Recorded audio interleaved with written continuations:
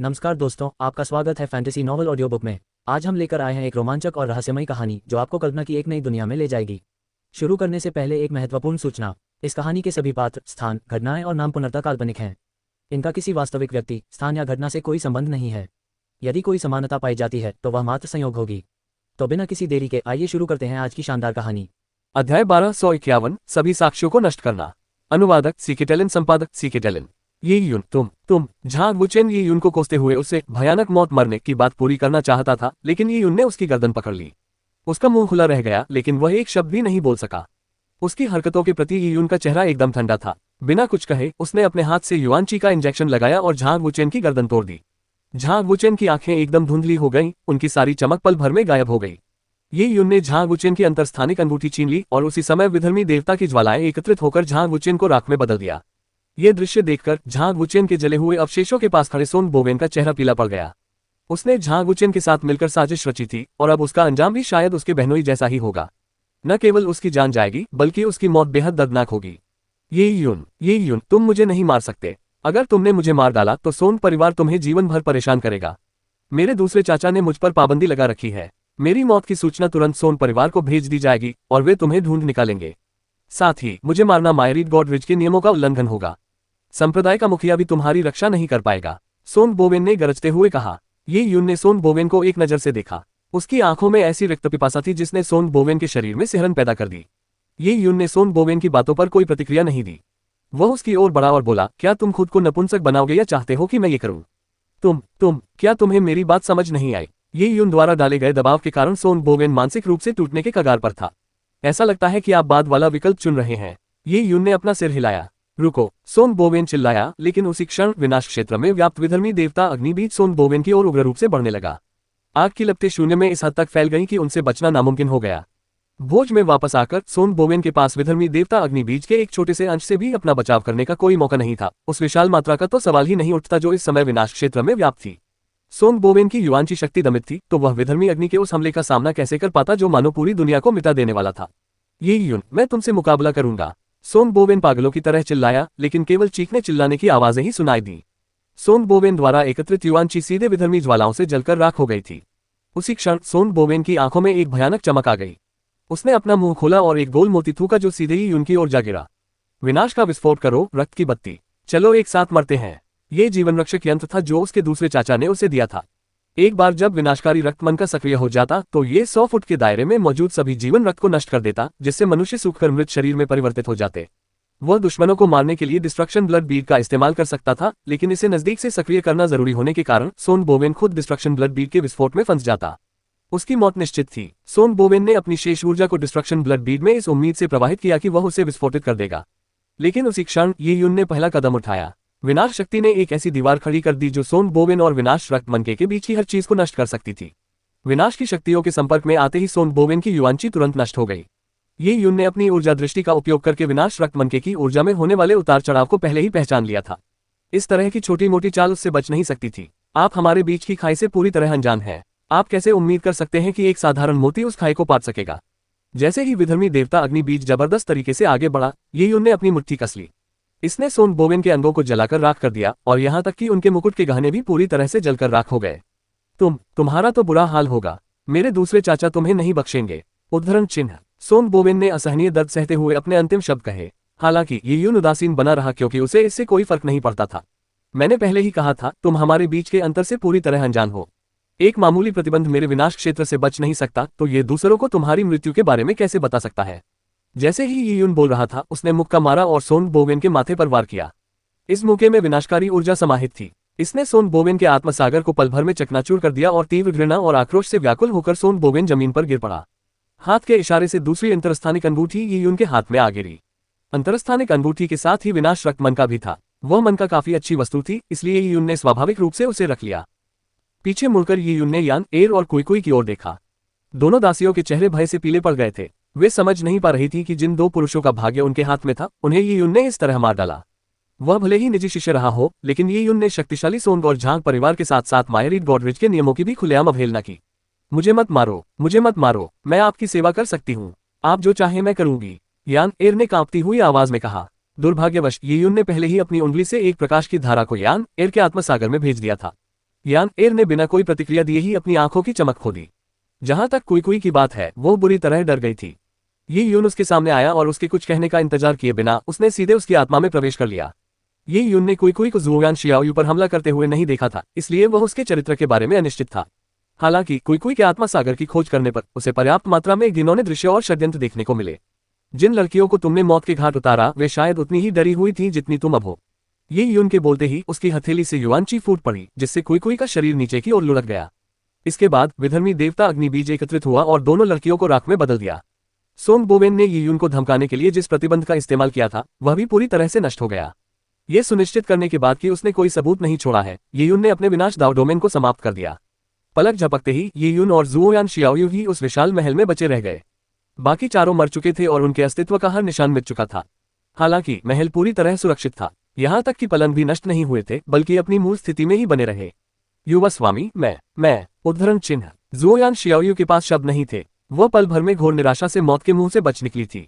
इससे उसकी भावनाएं उथल पुथल में थीं। वह ठीक से एक वाक्य भी नहीं बोल पा रही थी। एक ओर तो वह इस बात से उत्साहित थी कि ये यून अचानक उसे बचाने के लिए प्रकट हो गया था।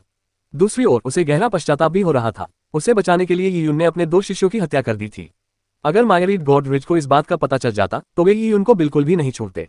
ये यून ने ज़ुओयान शियाओयू के मन की बात समझ ली और कहा, चिंता करने की कोई जरूरत नहीं है, वे इसे मुझसे नहीं जोड़ पाएंगे। उसका यहाँ आना पूरी तरह से उस टेलीपोर्टेशन डिस्कैरे की बदौलत संभव हुआ जिसे ओल्ड स्नेक ने चुपके से ग्रेट ट्रेवर्सल स्पिरिट शिप पर रख दिया था। ये डिस्कैरे ऐसी चीज थी जिसे जहाज के मालिक सोन गुआंग्यान ने भी नहीं देखा था। जहां तक सोन गुआंग्यान के आत्मायान जहाज छोड़ने की बात है, ओल्ड स्नेक को समय की पूरी जानकारी थी। ऐसी परिस्थितियों में भले ही सोन परिवार को ये यून पर शक करने का कोई कारण होता, फिर भी वे ये पता नहीं लगा पाते कि सोन बोवेन और झांग वुचेन की हत्या ये यून ने कैसे की होगी। वे शायद यही कहेंगे कि प्रायोगिक प्रशिक्षण के दौरान किसी और ने उनकी हत्या कर दी।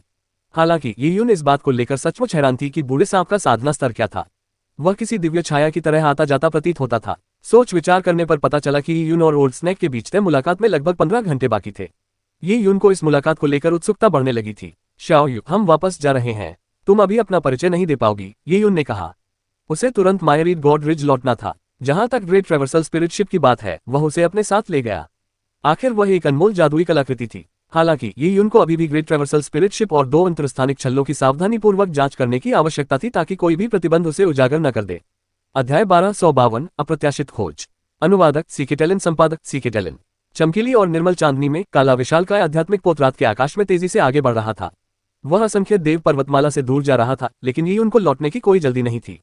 उसका पहला पड़ाव विशालकाय आध्यात्मिक पोत का नियंत्रण कक्ष था। नियंत्रण कक्ष ग्रेट ट्रेवर्सल स्पिरिट शिप के हृदय के समान था। यहाँ स्पिरिट शिप का उपयोगकर्ता अपनी थोड़ी सी बोध शक्ति का उपयोग करके आसानी से स्पिरिट शिप को नियंत्रित कर सकता था और साथ ही अपनी इच्छानुसार कुछ भी कर सकता था। कोर एरे का निर्माण हो चुका है। ये यून ने अपनी चेतना को जहाज में समाहित किया और वास्तव में उसे उसमें एक मानसिक छाप मिली। आमतौर पर मालिक अपने लिए सफलतापूर्वक परिष्कृत किए गए मूल्यवान जादुई कलाकृतियों जैसे कि महान पारगमन आत्मा जहाज पर एक छोटी सी मानसिक छाप छोड़ देते हैं। यह मानसिक छाप बार बार परिष्कृत होकर मजबूत हो गई थी। इसे आसानी से मिटाया नहीं जा सकता था जब तक कि मिटाने वाले की आत्मा की शक्ति उस जादुई खजाने के मूल स्वामी की आत्मा की शक्ति से कहीं अधिक न हो। ये यून ने छाप का निरीक्षण किया। दुर्भाग्य से ये यून केवल दाव महल की 5वीं मंजिल पर ही था। उसकी शक्ति में सुधार हुआ था, लेकिन वह इस तथ्य से अवगत था कि उसके और सोन गुआंग्यान के बीच, विशेष रूप से उनकी आत्माओं की शक्ति के संदर्भ में, अभी भी एक बहुत बड़ा अंतर था। अगर वह उस छाप की शक्ति को कम करना चाहता तो उसे धीरे धीरे घिसकर मिटाने में 1-2 दिन लग जाते। लेकिन अगर उसने कोशिश की तो सोन गुआंग्यान को कुछ गड़बड़ का एहसास हो जाता और वह तुरंत आत्मायान में लौट जाती। दरअसल ये उनके किसी भी कदम उठाने के तुरंत बाद सोन गुआंग्यान को इसका आभास हो जाता। किसी मानसिक छाप को मिटाने के लिए बहुत तेज होना जरूरी था, लेकिन ये यून अकेले इतनी तेज होने में असमर्थ थी। ये यून ने मन ही मन धीरे से प्रार्थना की। अगले ही पल ये यून के दांतियान से एक छोटा सा टावर प्रकट हुआ। टावर के ऊपर काली लपटें उठ रही थीं और उन लपटों से एक प्यारी सी गोल मटोल लड़की प्रकट हुई। भाई यून, क्या आपको मुझसे कुछ चाहिए? लिंग शी एर पिछले कुछ वर्षों से सो रही थी। जब से वह जागी और उसे बांधने वाले विशाल सांसारिक घेरे से बाहर निकली, तब से उसकी शक्ति न केवल बढ़ रही थी, बल्कि विधर्मी देवता अग्निबीज के साथ उसका जुड़ाव भी मजबूत होता जा रहा था। दरअसल लिंग शी एर में युद्ध शक्ति की कमी थी, लेकिन विधर्मी देवता अग्निबीज पर उसके पूर्ण नियंत्रण ने इसकी भरपाई कर दी। इस मामले में वह ये यून से कहीं बेहतर थी। केवल इसी कारण वह भारी क्षति पहुंचाने में सक्षम थी। इसके अलावा आत्मा की शक्ति की बात करें तो जन्म से ही प्रतिभावान लिंग शी एर ऐसी शख्सियत थी जिसकी तुलना आम योद्धा नहीं कर सकते थे। सूर्य दफन रेत सागर में वह करोड़ों वर्षों तक निराकार रूप में अकेली विद्यमान रही थी। उस दौरान उसकी आत्मा की शक्ति यून की तुलना में कहीं अधिक विकसित हो गई थी। जियार, क्या तुम 15 मिनट के भीतर इस मानसिक छाप को मिटा सकती हो? ये यून ने पूछा। लिंग शी एर ने डिस्कैरे पर एक नजर डाली और सिर हिलाया। जरूर। जैसे ही उसने बोलना शुरू किया, लिंग शी एयर ज्वालाओं से बाहर निकली और एक सुंदर और कोमल दिखने वाली लड़की में बदल गई। उसने अपने छोटे हाथों को हिलाया और मुद्राएं बनाई। विधर्मी देवता की ज्वालाएं उसकी आत्मा में समा गईं और आत्मा की ऐसी ज्वाला बन गई जो सभी मानसिक छापों को जला सकती थी। उफ! दिस कैरे के ऊपर ज्वालाएं भड़क उठी, लेकिन उनसे कोई ऊष्मा उत्पन्न नहीं हुई। हालांकि यदि वहां कोई आत्मा प्रकट होती तो वह उन भयानक ज्वालाओं को महसूस कर सकती थी जो दुनिया को चीर सकती थी। ये ज्वाला आत्माओं को भस्म करने में माहिर थी। ची ची ची! दिस कैरे में लपटें तेजी से चटक रही थी, तभी अचानक एक बुजुर्ग का प्रेत जैसा चेहरा प्रकट हुआ। वह संघर्ष कर रहा था और दहाड़ रहा था, जबकि लपटें उसे पूरी तरह से घेर रही थी। उसने यी यून और लिंग शी एयर की ओर देखा और उसके चेहरे पर भयंकर क्रोध झलक रहा था। आप! उद्धरण चिन्ह! उसने दांत भींचते हुए कहा, मानो वह अपनी पूरी ताकत लगाकर अपने विनाश से पहले जो कुछ भी देखा था उसे प्रकट करना चाहता हो। हालांकि लिंग शी एयर ने उसे ऐसा करने से रोक दिया। उसके छोटे हाथ तुरंत चले और उसने आत्मा की ज्वालाओं को आदेश देकर एक ऐसा घेरा बना दिया जिसने उस बुजुर्ग को पूरी तरह से घेर लिया। पेंग! एक जोरदार धमाके के साथ बुजुर्ग का चेहरा आग की लपटों में जलकर राख हो गया। उसी समय लाखों मील दूर एक सराय में बूम! एक जोरदार धमाके की आवाज गूंजी और पूरा कमरा चकनाचूर हो गया। एक बुजुर्ग व्यक्ति बिखरे बालों के साथ कमरे से बाहर निकला। उसका चेहरा असामान्य रूप से पीला पड़ गया था। वह कोई और नहीं बल्कि सोन गुआंगयान थे। अभी कुछ ही क्षण पहले उसे यह एहसास हुआ कि ग्रेट ट्रैवर्सल स्पिरिट शिप पर उसने जो मानसिक छाप छोड़ी थी वह नष्ट हो गई है। उसके मानसिक छाप पर हमला होने से लेकर उसके पूरी तरह नष्ट होने तक का समय केवल 30 सेकंड था। यहां तक कि विध्वंसक के बारे में जानकारी भी प्रसारित नहीं हो सकी। इससे सोन गुआंगयान के वास्तविक शरीर को आत्मा का आघात पहुंचा। मानसिक छाप उसकी आत्मा के एक अंश के समान थी, इसलिए मानसिक छाप खोना उसकी आत्मा के एक हिस्से को खोने के बराबर था। दिव्य जड़ी बूटियों के पोषण के बिना उसका ठीक होना असंभव था। कौन था? सोन गुआंगयान के चेहरे पर भयानक भाव थे। महान आध्यात्मिक यात्रा पथ हजारों वर्षों से उसके कब्जे में था। उसने मानसिक छाप को कई बार मजबूत किया था, फिर भी इतनी मजबूती 1 मिनट से भी कम समय में नष्ट हो गई। इससे यह साबित हो गया कि दूसरे पक्ष की आत्मा उसकी आत्मा से कहीं अधिक शक्तिशाली थी। सोन गुआंगयान पहले से ही एक दिव्य स्वामी था। इसका मतलब यह था कि दूसरा पक्ष संभवतः एक प्राचीन राक्षस था जो अनगिनत समय से जीवित था। उस व्यक्ति की शक्ति संभवतः उससे कहीं अधिक थी। इसलिए न केवल उसे पता नहीं था कि अपराधी कौन है, बल्कि अगर उसे पता भी होता तो वह बदला लेने में असमर्थ था। आत्मायान दूसरे व्यक्ति के हाथ लग चुका था और उसे वापस पाना असंभव था। उन्हें लंबे समय से पता था कि शांत सागर की गहराई बेहद खतरनाक होती है, लेकिन उन्होंने कभी कल्पना भी नहीं की थी कि समुद्र में एक दिन से भी कम समय में उनका जहाज डूब जाएगा। ये बहुत ही तेजी से हुआ। धिक्कार है, बोवेन की शायद चोटों के कारण मृत्यु हो गई है। सोन गुआंगयान का चेहरा बेहद विकृत था। वह अपने स्पिरिट शिप को लेकर परेशान था और सोन बोवेन के लिए चिंतित भी था। सोन बोवेन मायरीड गॉडरिज में सोन परिवार का इकलौता निजी शिष्य था। वह परिवार का इकलौता पुत्र था। झांग वुचेन भी था। झांग परिवार विवाह के माध्यम से सोन परिवार का सहयोगी था और वुचेन उनका इकलौता निजी शिष्य था। यदि उन दोनों की मृत्यु हो जाती है तो सोन और झांग परिवार को उत्तराधिकारी न होने की नाजुक स्थिति का सामना करना पड़ेगा। उन्हें 1000 वर्षों के भीतर एक और उत्कृष्ट उत्तराधिकारी तैयार करना होगा। यदि वे ऐसा नहीं कर पाते तो मायरीड गॉडरिज में उनकी स्थिति बुरी तरह गिर जाएगी। उस समय सोन गुआंगयान का सराय में रुकने का कोई मन नहीं था। वह तुरंत रातों रात मायरीड गॉडरिज की ओर रवाना हो गया ताकि महत्वपूर्ण मामले पर चर्चा करने के लिए तुरंत पारिवारिक बैठक बुला सके। जिए, तुम वाकई कमाल हो। ये यून लिंग शी की क्षमताओं को देखकर सचमुच चकित रह गई। ये यून की प्रशंसा सुनकर लिंग शी एयर प्रसन्नता से मुस्कुरा उठी। वह जानती थी कि पिछले 20 से अधिक वर्षों में ये यून ने उसे जागृत करने के लिए बहुत समय और प्रयास किया था। उसके लिए ये यून उसके जीवन का सबसे महत्वपूर्ण व्यक्ति था। उसकी मदद कर पाना स्वाभाविक रूप से उसे प्रसन्न कर रहा था। जिए, मुझे लगता है कि हमें तुम्हारे लिए एक ऐसी रहस्यमयी तकनीक ढूंढनी होगी जो आत्मा के विकास पर केंद्रित हो, ये यून ने कहा। उन्हें हमेशा से पता था कि लिंग शी एयर की आत्मा बहुत शक्तिशाली है क्योंकि वह एक निराकार आत्मा शरीर थी। हालांकि उन्होंने कभी कल्पना नहीं की थी कि विधर्मी देव अग्नि बीज के साथ विलय होने के बाद आत्माओं को भस्म करने वाली ज्वाला में उसका रूपांतरण शक्तिशाली दिव्य स्वामियों द्वारा छोड़ी गई मानसिक छाप को राख में बदलने में 1 मिनट से भी कम समय लेगा। अगर वह लिंग शी एयर की क्षमताओं को निखारने पर ध्यान केंद्रित करता तो क्या वह किसी भी दुश्मन को आश्चर्यचकित करने में सक्षम नहीं होता। आत्मा पर आक्रमण को भी एक मार्शल मार्ग माना जाता था, लेकिन कुछ ही लोग इसका उपयोग करके आगे बढ़ पाते थे। आखिरकार आत्मा की रक्षा शरीर करता था। इसे सीधे नष्ट करना आसान काम नहीं था। हालांकि अगर लिंग शी एयर की आत्मशक्ति अत्यंत उच्च होती तो वह उसे पराजित कर सकती थी। आखिरकार लिंग शी एयर ने अभी तक आत्मा पर केंद्रित साधना तकनीक का अभ्यास नहीं किया था। यदि वह इसका अभ्यास करती तो वह और भी शक्तिशाली हो जाती। अध्याय 1253 बूढ़े सांप से मुलाकात। अनुवादक सीकेटेलिन, संपादक सीकेटेलिन। मायरीड गॉडरिज की तलहटी में मायरीड गॉड रेस्टोरेंट स्थित था। मायरीड गॉडरिज द्वारा स्थापित ये रेस्तरां अपनी भव्यता और भोजन के स्वाद एवं गुणवत्ता दोनों में बेजोड़ था। बेशक कीमतें इतनी अधिक थीं कि सुनकर कोई भी दंग रह जाता था। ये कहना कोई अतिशयोक्ति नहीं होगी कि एक भोजन की कीमत स्वर्ग आरोहण योद्धा की संपूर्ण संपत्ति के बराबर हो सकती थी। मायरीड गॉडरिज में प्रवेश करने वाले लोग कोई साधारण व्यक्ति नहीं थे। मायरीड गॉडरिज की तलहटी वह स्थान था जहां प्राचीन काल से ही प्रतिष्ठित लोग एकत्रित होते रहे थे। वहां राजकुमार, ड्यूक, उद्योगपति, साथ ही प्रतिभाशाली लोग और शक्तिशाली परिवारों के बुजुर्ग भी उपस्थित रहते थे। लेकिन इन लोगों के लिए भी मायर ईट गॉड रेस्टोरेंट में भोजन करना आसान नहीं था। रेस्टोरेंट में कुल 7 मंजिलें थीं। पहली और दूसरी मंजिल पर केवल अमीर व्यक्ति ही प्रवेश कर सकते थे। हालांकि इसके लिए 6 महीने पहले आरक्षण कराना आवश्यक था। तीसरी मंजिल से ऊपर आरक्षण की कोई आवश्यकता नहीं थी। दुर्भाग्यवश प्रवेश के लिए केवल धन ही पर्याप्त मानदंड नहीं था। व्यक्ति के पास रुतबा और सामर्थ्य होना आवश्यक था। राजकुमार, ड्यूक और यहाँ तक कि किसी देश के राजाओं का रुतबा भी वहां बेकार साबित होता था।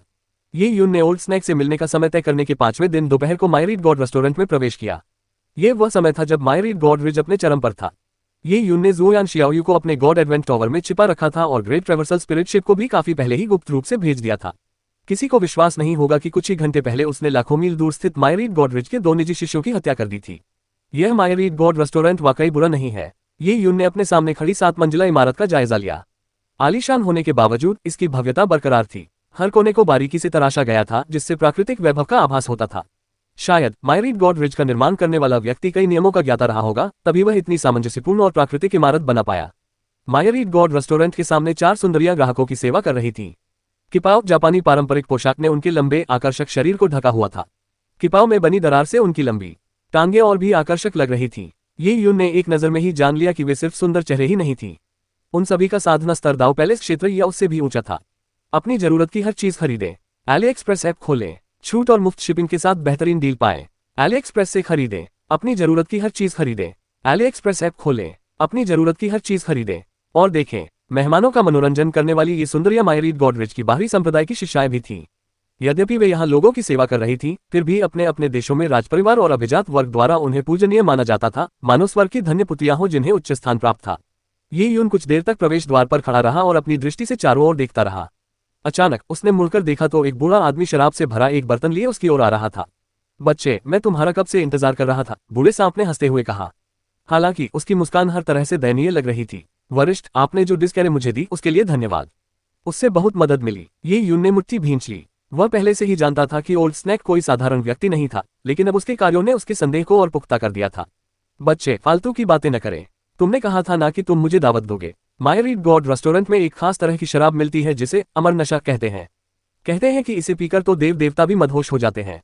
लगता है तुमने हाल ही में खूब पैसा कमाया है। आज मुझे भी थोड़ी सी अमर नशा पिला दो। मैं उसके 10 जग पीना चाहता हूँ। बूढ़े सांप ने ये यून की बात काटते हुए अपने हाथ मलते हुए होठों को चटकाया।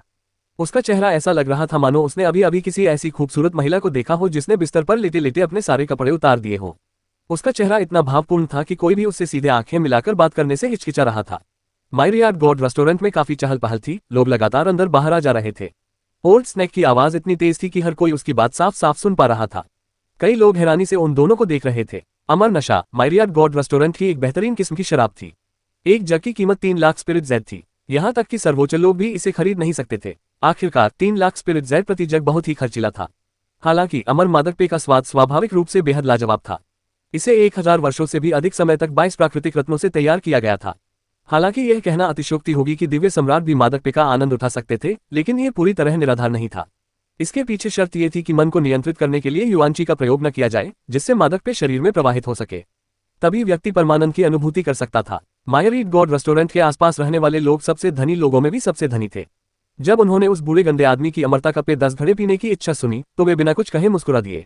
उन्हें उसकी बातों में कोई खास सच्चाई नहीं दिखी। शायद वह अपने घड़े से जरूरत से ज्यादा पी लेने के कारण नशे में बड़बड़ा रहा था।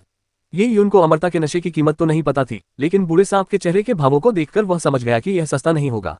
हालांकि बूढ़े सांप ने उसकी बहुत मदद की थी। भले ही अमरता का नशा महंगा था, फिर भी वह इसका आनंद उठा सकता था। वरिष्ठ, चूंकि आपको ये शराब पसंद है तो जब तक मैं इसका खर्च उठा सकती हूँ आप जितना चाहें उतना पी सकते हैं, ये यून ने मुस्कुराते हुए कहा। उसी क्षण किपाओ पहने 4 महिलाओं में से एक ही यून के सामने आए और बोली, युवक, क्या आप सचमुच अमर मादक पे पीना चाहते हैं? यह विशेष पे केवल 5वीं मंजिल और उससे ऊपर के मेहमानों को ही परोसा जाता है। दूसरे शब्दों में, आप 5वीं मंजिल पर पहुंचने के बाद ही इस पे का ऑर्डर दे सकते हैं। क्या मैं आपका नाम जान सकती हूँ? ये यून की साधना का स्तर केवल दाव महल स्तर का था।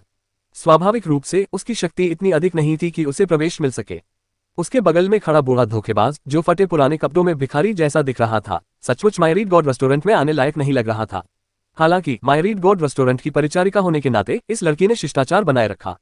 वह जानती थी कि मायर ईट गॉड रेस्टोरेंट में आने वाले कई लोगों की असाधारण पहचान होती है, और यह हमेशा बाहरी दिखावे से पता नहीं चलता। जिन मूर्खों के पास सचमुच न तो पैसा है और न ही रुतबा, वे तो मायर ईट गॉड रिज की पट्टिका देखकर ही बेहोश हो जाएंगे। भला कौन मुसीबत खड़ी करने के लिए अंदर जाने की हिम्मत करेगा? ये यून ने उस महिला से कहा, मैं मायरीड गॉडरिच का शिष्य हूँ। मैं यहाँ एक वरिष्ठ व्यक्ति का इलाज करने आया हूँ। उद्धरण चिन्ह। ये यून के बोलते ही उसने अपना निजी शिष्य चिन्ह निकाल लिया। मायरियाड गॉड रेस्टोरेंट की चारों सुंदरियों की नजरें बहुत तेज थीं। जब उन्होंने शिष्य का निजी चिन्ह देखा तो वे दंग रह गईं। स्वाभाविक रूप से वे समझ गईं कि चिन्ह असली है। एक निजी शिष्य। हालांकि मायरीड गॉड रेस्टोरेंट में प्रवेश करना मुश्किल था, फिर भी वहां भोजन करने आने वाले अधिकांश लोग मायरीड गॉडरिच के बाहरी सदस्य थे। सच्चे एल्डर और निजी शिष्य अल्पसंख्यक थे। जब वे अनुभवजन्य प्रशिक्षण पर नहीं होते थे तो वे अपना अधिकांश समय एकांत साधना में व्यतीत करते थे। उनके पास मायरीड गॉड रेस्टोरेंट में बार बार जाने का समय कैसे हो सकता था? चारों सुंदरियां तुरंत एक साथ आगे बढ़ीं और ये यून को प्रणाम किया। ये वह प्रणाम था जो बाहरी संप्रदाय के शिष्यों को व्यक्तिगत शिष्यों को करना पड़ता था। पल भर में उनकी पहले की पेशेवर मुस्कान मोहक और कहीं अधिक भावुक हो गई।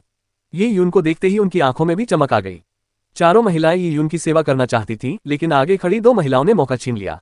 चूंकि आप मेरे निजी शिष्य हैं, इसलिए आपको बड़ों के समान ही सम्मान दिया जाएगा। फिलहाल 7वीं मंजिल पर स्थित भगवान और रिज कमरे खाली हैं। आप इनमें से कोई भी कमरा चुन सकते हैं और मैं आपको स्वयं वहां ले जाऊंगा।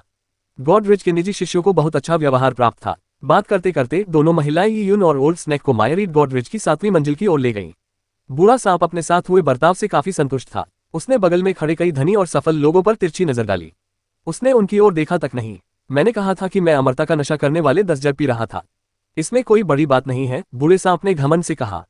यह सुनकर कई लोग चौंक गए। वह युवक वास्तव में मायरीड गॉडरिच का निजी शिष्य था। लेकिन ये बूढ़ा आदमी कौन था? मायरीड गॉडरिच का निजी शिष्य उसके साथ ऐसा व्यवहार क्यों करेगा? अध्याय 1254 ड्रैगन कड़ाही की उत्पत्ति। अनुवादक सीकेटेलन, संपादक सीकेटेलन। मायरियाड गॉड रेस्टोरेंट की 7वीं मंजिल पर कुल 6 कमरे थे। ये यून ने गॉड रूम चुना था, इसलिए कि पाव पहने एक युवती ने ये यून और ओल्ड स्नैक को नानमू से बने गॉड रूम के भारी दरवाजे से अंदर ले गई। कमरे में प्रवेश करते ही ये यून मायरीड गॉड रेस्टोरेंट के अनूठे डिजाइन को देखकर भावुक हो गई। ईश्वर के कक्ष में एक बर्फीली छोटी दुनिया थी जो कई हजार फीट तक फैली हुई थी। बर्फ से ढके निर्मल सफेद परिदृश्य के बीच एक छोटी सी झील थी। भगवान के कक्ष के प्रवेश द्वार से झील के मध्य की ओर बर्फ से ढका एक घुमावदार पत्थर का पुल बना हुआ था। पत्थर के पुल के अंत में जैद से तराशा हुआ एक सुंदर मंडप था।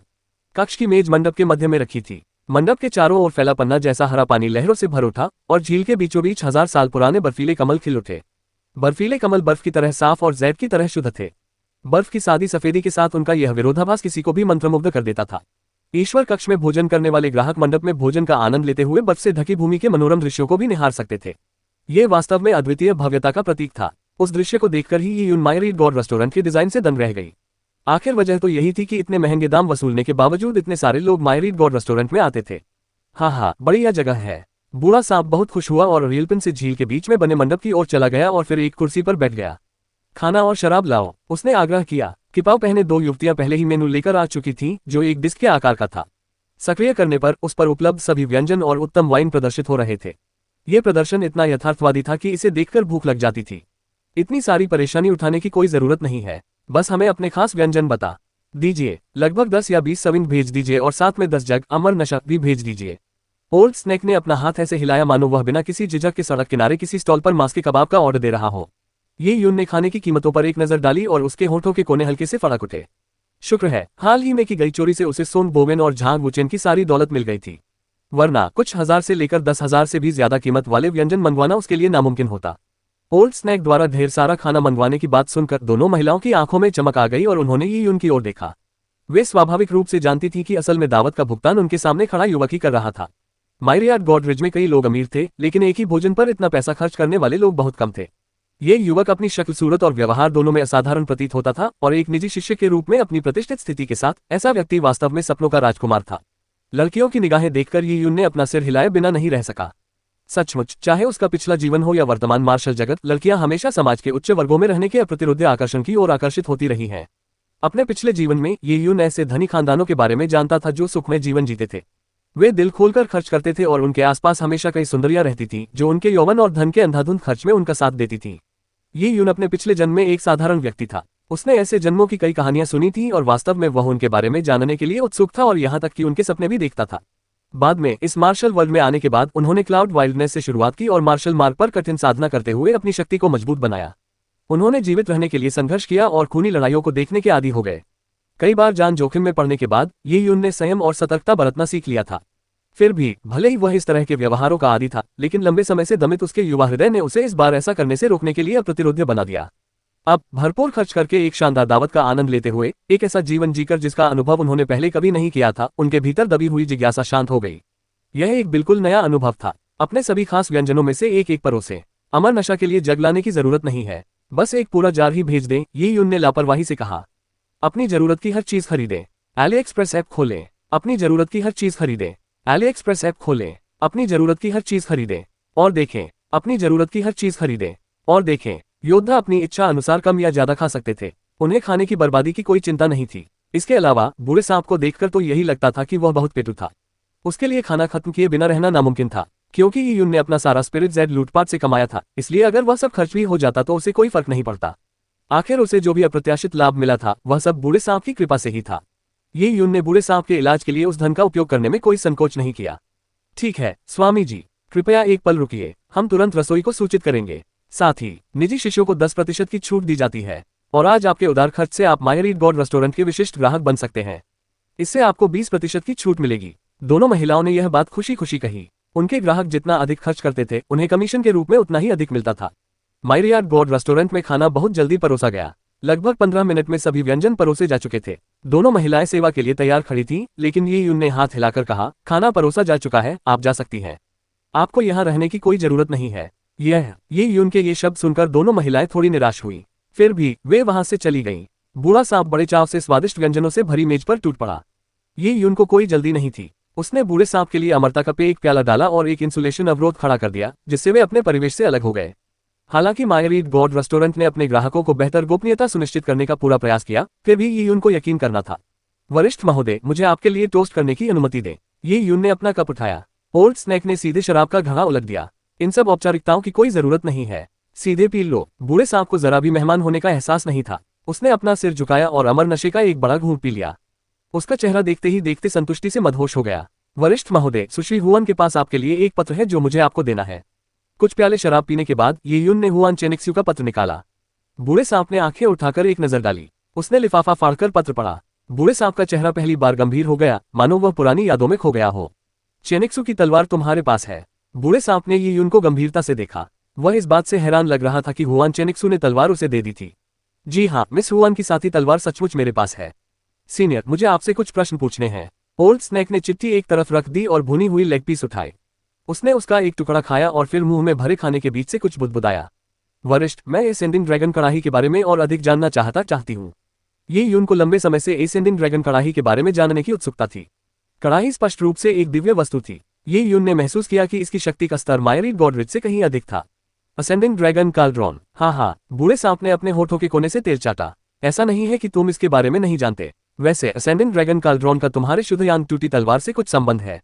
ओल्ड स्नैक को पत्र से स्पष्ट रूप से पता चल गया था कि उनके पास शुद्ध यान टूटी हुई तलवार का दूसरा आधा हिस्सा है। ओह, ये यून थोड़ा हिचकिचाए। तुम ऐसा क्यों कह रही हो? क्या आप 12 दाव पूर्वजों के बारे में जानते हैं, या मुझे कहना चाहिए 12 परी देवताओं के बारे में? बूढ़े सांप ने पूछा। हाँ, ये यून ने सिर हिलाया। लुओ कबीले में रहते हुए उनका 12 जादुई देवताओं से बार बार संपर्क हुआ था। क्या तुम जानते हो कि वे क्या हैं? बूढ़े सांप ने फिर पूछा। ये यून ने एक पल के लिए हिचकिचाने के बाद कहा, केवल पहले 9 ही ज्ञात हैं। 12 परी देवताओं में से पहले 9 थे चरमयान प्रदीप्ति, चरमयीन अधोलोक, महारानी पृथ्वी दाव वृक्ष, ड्रैगन सम्राट, 7 रंगीन फीनिक्स, कुनपेंग, स्वर्गीय मनुष्य, विस्मृति की नदी, एकाकी शून्यता, चरमयान प्रकाश और चरमयीन अधोलोक का जन्म ब्रह्मांड की उत्पत्ति के समय हुआ था, जब केवल अराजकता ही व्याप्त थी। सर्वोच्च परम शक्ति ताइजिक ने यिन और यांग नामक 2 विरोधी शक्तियों को उत्पन्न किया। महारानी पृथ्वी दाव वृक्ष 3000 महान दाव का साकार रूप था। ड्रैगन सम्राट 7 रंगों वाला फीनिक्स, कुनपेंग और स्वर्गीय मनुष्य कई शक्तिशाली जीव रूपों के प्रकटीकरण थे। अंततः विस्मृति की नदी समय की नदी थी और एकाकी शून्यता वह अनंत शून्य थी जो अंतरिक्ष और समय के महान दाव का प्रतिनिधित्व करती थी।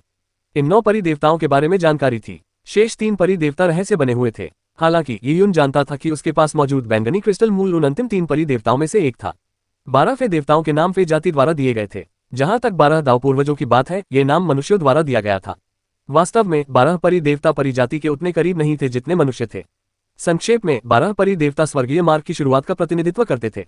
इस दृष्टिकोण से मनुष्य की नामकरण पद्धति 12 दाव पूर्वजों का उपयोग करना अधिक उपयुक्त था। हाँ, बुरा नहीं है। मैं बस इतना ही कह सकता हूं कि आपकी शुद्धयान टूटी हुई तलवार वास्तव में चरमयान प्रदीप्ति से कुछ हद तक संबंधित है। चेनिक्सू की साथी तलवार की बात करें तो यह आपकी शुद्धयान टूटी हुई तलवार की सहयोगी है। इसका कुछ संबंध एक्सट्रीम यिन नेदर ग्लो से है। ये दोनों तलवारें यिन और यान का प्रतिनिधित्व करती हैं, जो 2 विरोधी शक्तियों की तलवारें हैं। क्या? बूढ़े सांप की व्याख्या सुनकर ये यून चकित रह गया। उसने तुरंत अपने अंतरस्थानिक वलय से मिराज स्नो निकाल लिया। मिराज स्नो नीले रंग की और क्रिस्टलीय थी, बिल्कुल शुद्ध और स्वच्छ बर्फ के क्रिस्टल की तरह। यह अपने मालिक हुआन चेनिक्सू की तरह थी और बर्फ से भरी इस दुनिया में इसकी उपस्थिति ने इसे और भी ठंडा बना दिया था। लेकिन ये सर्दी आम सर्दी जैसी नहीं थी। इसमें एक आध्यात्मिकता थी, एक जीवंत अनुभूति थी जो मानो भीतर समाहित थी। ये यून को स्वाभाविक रूप से हुआन चेनिक्सू के पुराने सेवक की याद आ गई। उसने डोन शियाओवान और परी यूकिन को सील कर दिया था, जिससे वे मृत्यु से अप्रभावित हो गए थे। ऐसा करते समय उसने एक असाधारण जीवंतता से भरी बर्फीली आभा का भी प्रयोग किया था। क्या यह तलवार दूसरे दाव पूर्वज चरम येन नीदर ग्लो से संबंधित है? इसके अलावा यह एक पूर्ण तलवार है। क्या इसका मतलब यह नहीं है कि यह शुद्धयान टूटी हुई तलवार से भी अधिक मूल्यवान है? ये यून सचमुच आश्चर्यचकित रह गई। आखिरकार उस समय बाई युएन के लिए शुद्धयान की टूटी हुई तलवार का आधा हिस्सा भी बहुत मूल्यवान था। इस पूरी तलवार की तो बात ही क्या। ऐसा नहीं है जैसा तुम सोच रहे हो, बूढ़े सांप ने सिर हिलाते हुए कहा। वह ये यून के मन की बात समझ गया था। चाहे वह शुद्धयान की टूटी हुई तलवार हो या हुआनिक्सू की तलवार, उनकी कीमतीता हथियार से नहीं बल्कि हथियार के भीतर समाहित शक्ति से आती है। यद्यपि शुद्धयान की टूटी हुई तलवार टूटी हुई है, फिर भी उसकी नोक में एक शक्तिशाली चरमयान प्रकाशमय आत्मा समाहित है। यही कारण था कि बाई युएन इसे चाहती थी। इसका यह भी अर्थ है कि उसके हाथ में मौजूद शुद्धयान की तलवार की नोक का मूल्य बहुत अधिक था, जो आपके पास मौजूद दूसरी आधी तलवार या यहाँ तक कि मिराज स्नो से भी कहीं अधिक था। तो फिर? ये यून ने हल्की सी सांस लेते हुए कहा। तो फिर क्या असेंडिंग ड्रैगन काल्ड्रॉन का संबंध पांचवें दाव पूर्वज ड्रैगन सम्राट से है? चूंकि येन और यान तलवारें चरमयान प्रदीप्ति और चरम येन अधोदीप्ति से संबंधित थी, इसलिए ये यून ने स्वाभाविक रूप से आरोही ड्रैगन कड़ाही और ड्रैगन सम्राट के बीच संबंध स्थापित किया। बूढ़े सांप ने सिर हिलाया। तुम्हारा अनुमान सही है, और इसी वजह से एसेंडिंग ड्रैगन कड़ाही एक दिव्य कलाकृति है। इसमें भी एक ड्रैगन की आत्मा का अंश समाहित है। द असेंडिंग ड्रैगन कॉल्ड्रॉन देखने में तो मायरीड गॉडरिज का हिस्सा लगता है, लेकिन वास्तव में मायरीड गॉडरिज में कोई भी इसका सही इस्तेमाल नहीं कर सकता, यहाँ तक कि मायरीड गॉडरिज का कुलपति भी नहीं। असेंडिंग ड्रैगन कॉल्ड्रॉन ने यहीं अकेले रहने का फैसला किया है। अध्याय 1255 असंख्य ईश्वर कुलपति का लक्ष्य। अनुवादक सीकेटेलिन, संपादक सीकेटेलिन। ओल्ड स्नैक की बातों ने ये यून के लिए एक बिल्कुल नई दुनिया खोल दी। उसने कई ऐसी बातें सीखी जो उसे पहले पता नहीं थी। वरिष्ठ, उस स्थिति में क्या इसका मतलब यह है कि 12 दाव पूर्वजों में से प्रत्येक के लिए एक संबंधित हथियार है? बूढ़े सांप ने सिर हिलाकर उत्तर दिया। 12 दाव पूर्वजों में से प्रत्येक के पास न केवल एक विशिष्ट हथियार है, बल्कि उनके पास 12 विशिष्ट साधना तकनीकें भी हैं। इन 12 साधना तकनीकों को महान दाव उत्पत्ति के रूप में जाना जाता है। हालांकि चूंकि अंतिम 3 दाव पूर्वजों का अस्तित्व अपने आप में एक रहस्य है, इसलिए कोई नहीं जानता कि अंतिम 3 साधना तकनीकें और हथियार क्या हैं। ओल्ड स्नैक की बातें सुनकर ये यून ने गहरी सांस ली। उसने हुआन चेनिक्सू से सीखा था कि प्रसिद्ध Yang god manual, 9 nether sacred manual और अन्य 12 एम्पायरियन हेवन साधना तकनीकें वास्तव में ग्रेट दाव द्वारा स्वाभाविक रूप से नहीं बनाई गई थी, बल्कि मनुष्यों द्वारा लिखी गई थी। ये 12 साधना तकनीकें विशेष रूप से दिव्य स्वामी स्तर और उससे नीचे के लोगों द्वारा मूल्यवान मानी जाती थी, लेकिन बाई युएन जैसी शख्सियतों के लिए वे कुछ भी नहीं थी। इसी वजह से बाई युएन ने एजोर यांग लॉर्ड को चोट पहुंचाने के बाद केवल शुद्धयान की टूटी हुई तलवार ली और यांग गॉड मैनुअल के बचे हुए पन्नों में कोई दिलचस्पी नहीं दिखाई। हालांकि ओल्ड स्नैक के अनुसार 12 दाव पूर्वजों की उत्पत्ति की साधना तकनीकें अलग अलग थीं। एक बार उनमें महारत हासिल करने के बाद यह अज्ञात था कि किस प्रकार की शक्ति प्राप्त होगी। ये यून को अपने 10,000 दानव चक्र के बारे में सोचने से खुद को रोकना मुश्किल हो रहा था। अब तक उसने जितनी भी जीत हासिल की थी, उनमें से कई 10,000 दानव चक्र में की गई साधना की बदौलत ही संभव हो पाई थी। इसी साधना ने उसे महाविनाश के मार्ग का ज्ञान प्राप्त करने में मदद की थी। क्या 10,000 दानव चक्र उत्पत्ति का एक महान मार्ग भी हो सकता है? वरिष्ठ, क्या आप जानते हैं कि 12 दाव पूर्वजों के संबंधित पवित्र हथियार और साधना तकनीकें इस समय कहाँ हैं? ये यून ने ये सवाल पूछे बिना नहीं रह सकी। जब 10,000 दानवों का अस्तित्व चक्र इतनी शक्ति रखता है, तो क्या इसी तरह की साधना तकनीकें भी उतनी ही शक्तिशाली नहीं होंगी? बूढ़े सांप ने सिर हिलाते हुए कहा, इनमें से अधिकतर अज्ञात हैं। उत्पत्ति की लगभग सभी साधना तकनीकें समय के साथ लुप्त हो गई हैं।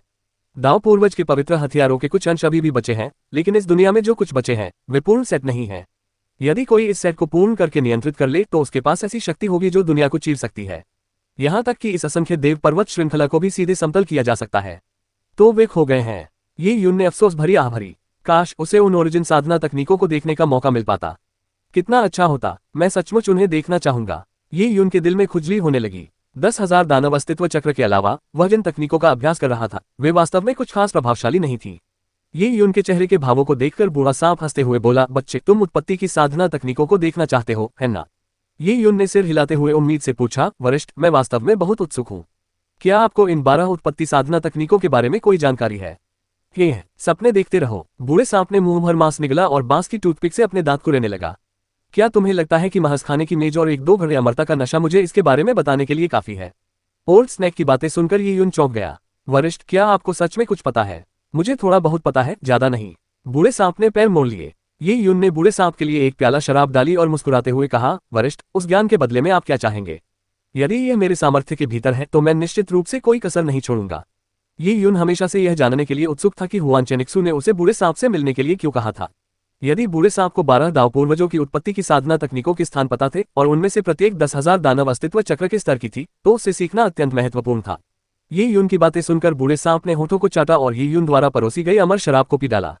उसने कहा, यह मत सोचो कि उस लड़की चेनिक्सू ने तुम्हें मेरे पास भेजा है तो मैं तुम्हें कोई विशेष सुविधा दूंगा। इतने वर्षों में मैंने अपने हर काम में कभी हार नहीं मानी है। वैसे भी तुम में ताकत की कमी है और तुम मेरी मदद नहीं कर पाओगे। मुझे थोड़ी शराब पिला देना ही काफी है। बूढ़े सांप की बातें सुनकर ये यून का गला भर आया। वह बूढ़ा सचमुच निर्दयी था। उससे किसी भी प्रकार की मदद पाना आसान नहीं था। उसकी शिष्या, नागकन्या और उसकी दयनीय स्थिति को देखकर ही पता चलता था कि वह बूढ़ा व्यक्ति भला नहीं था।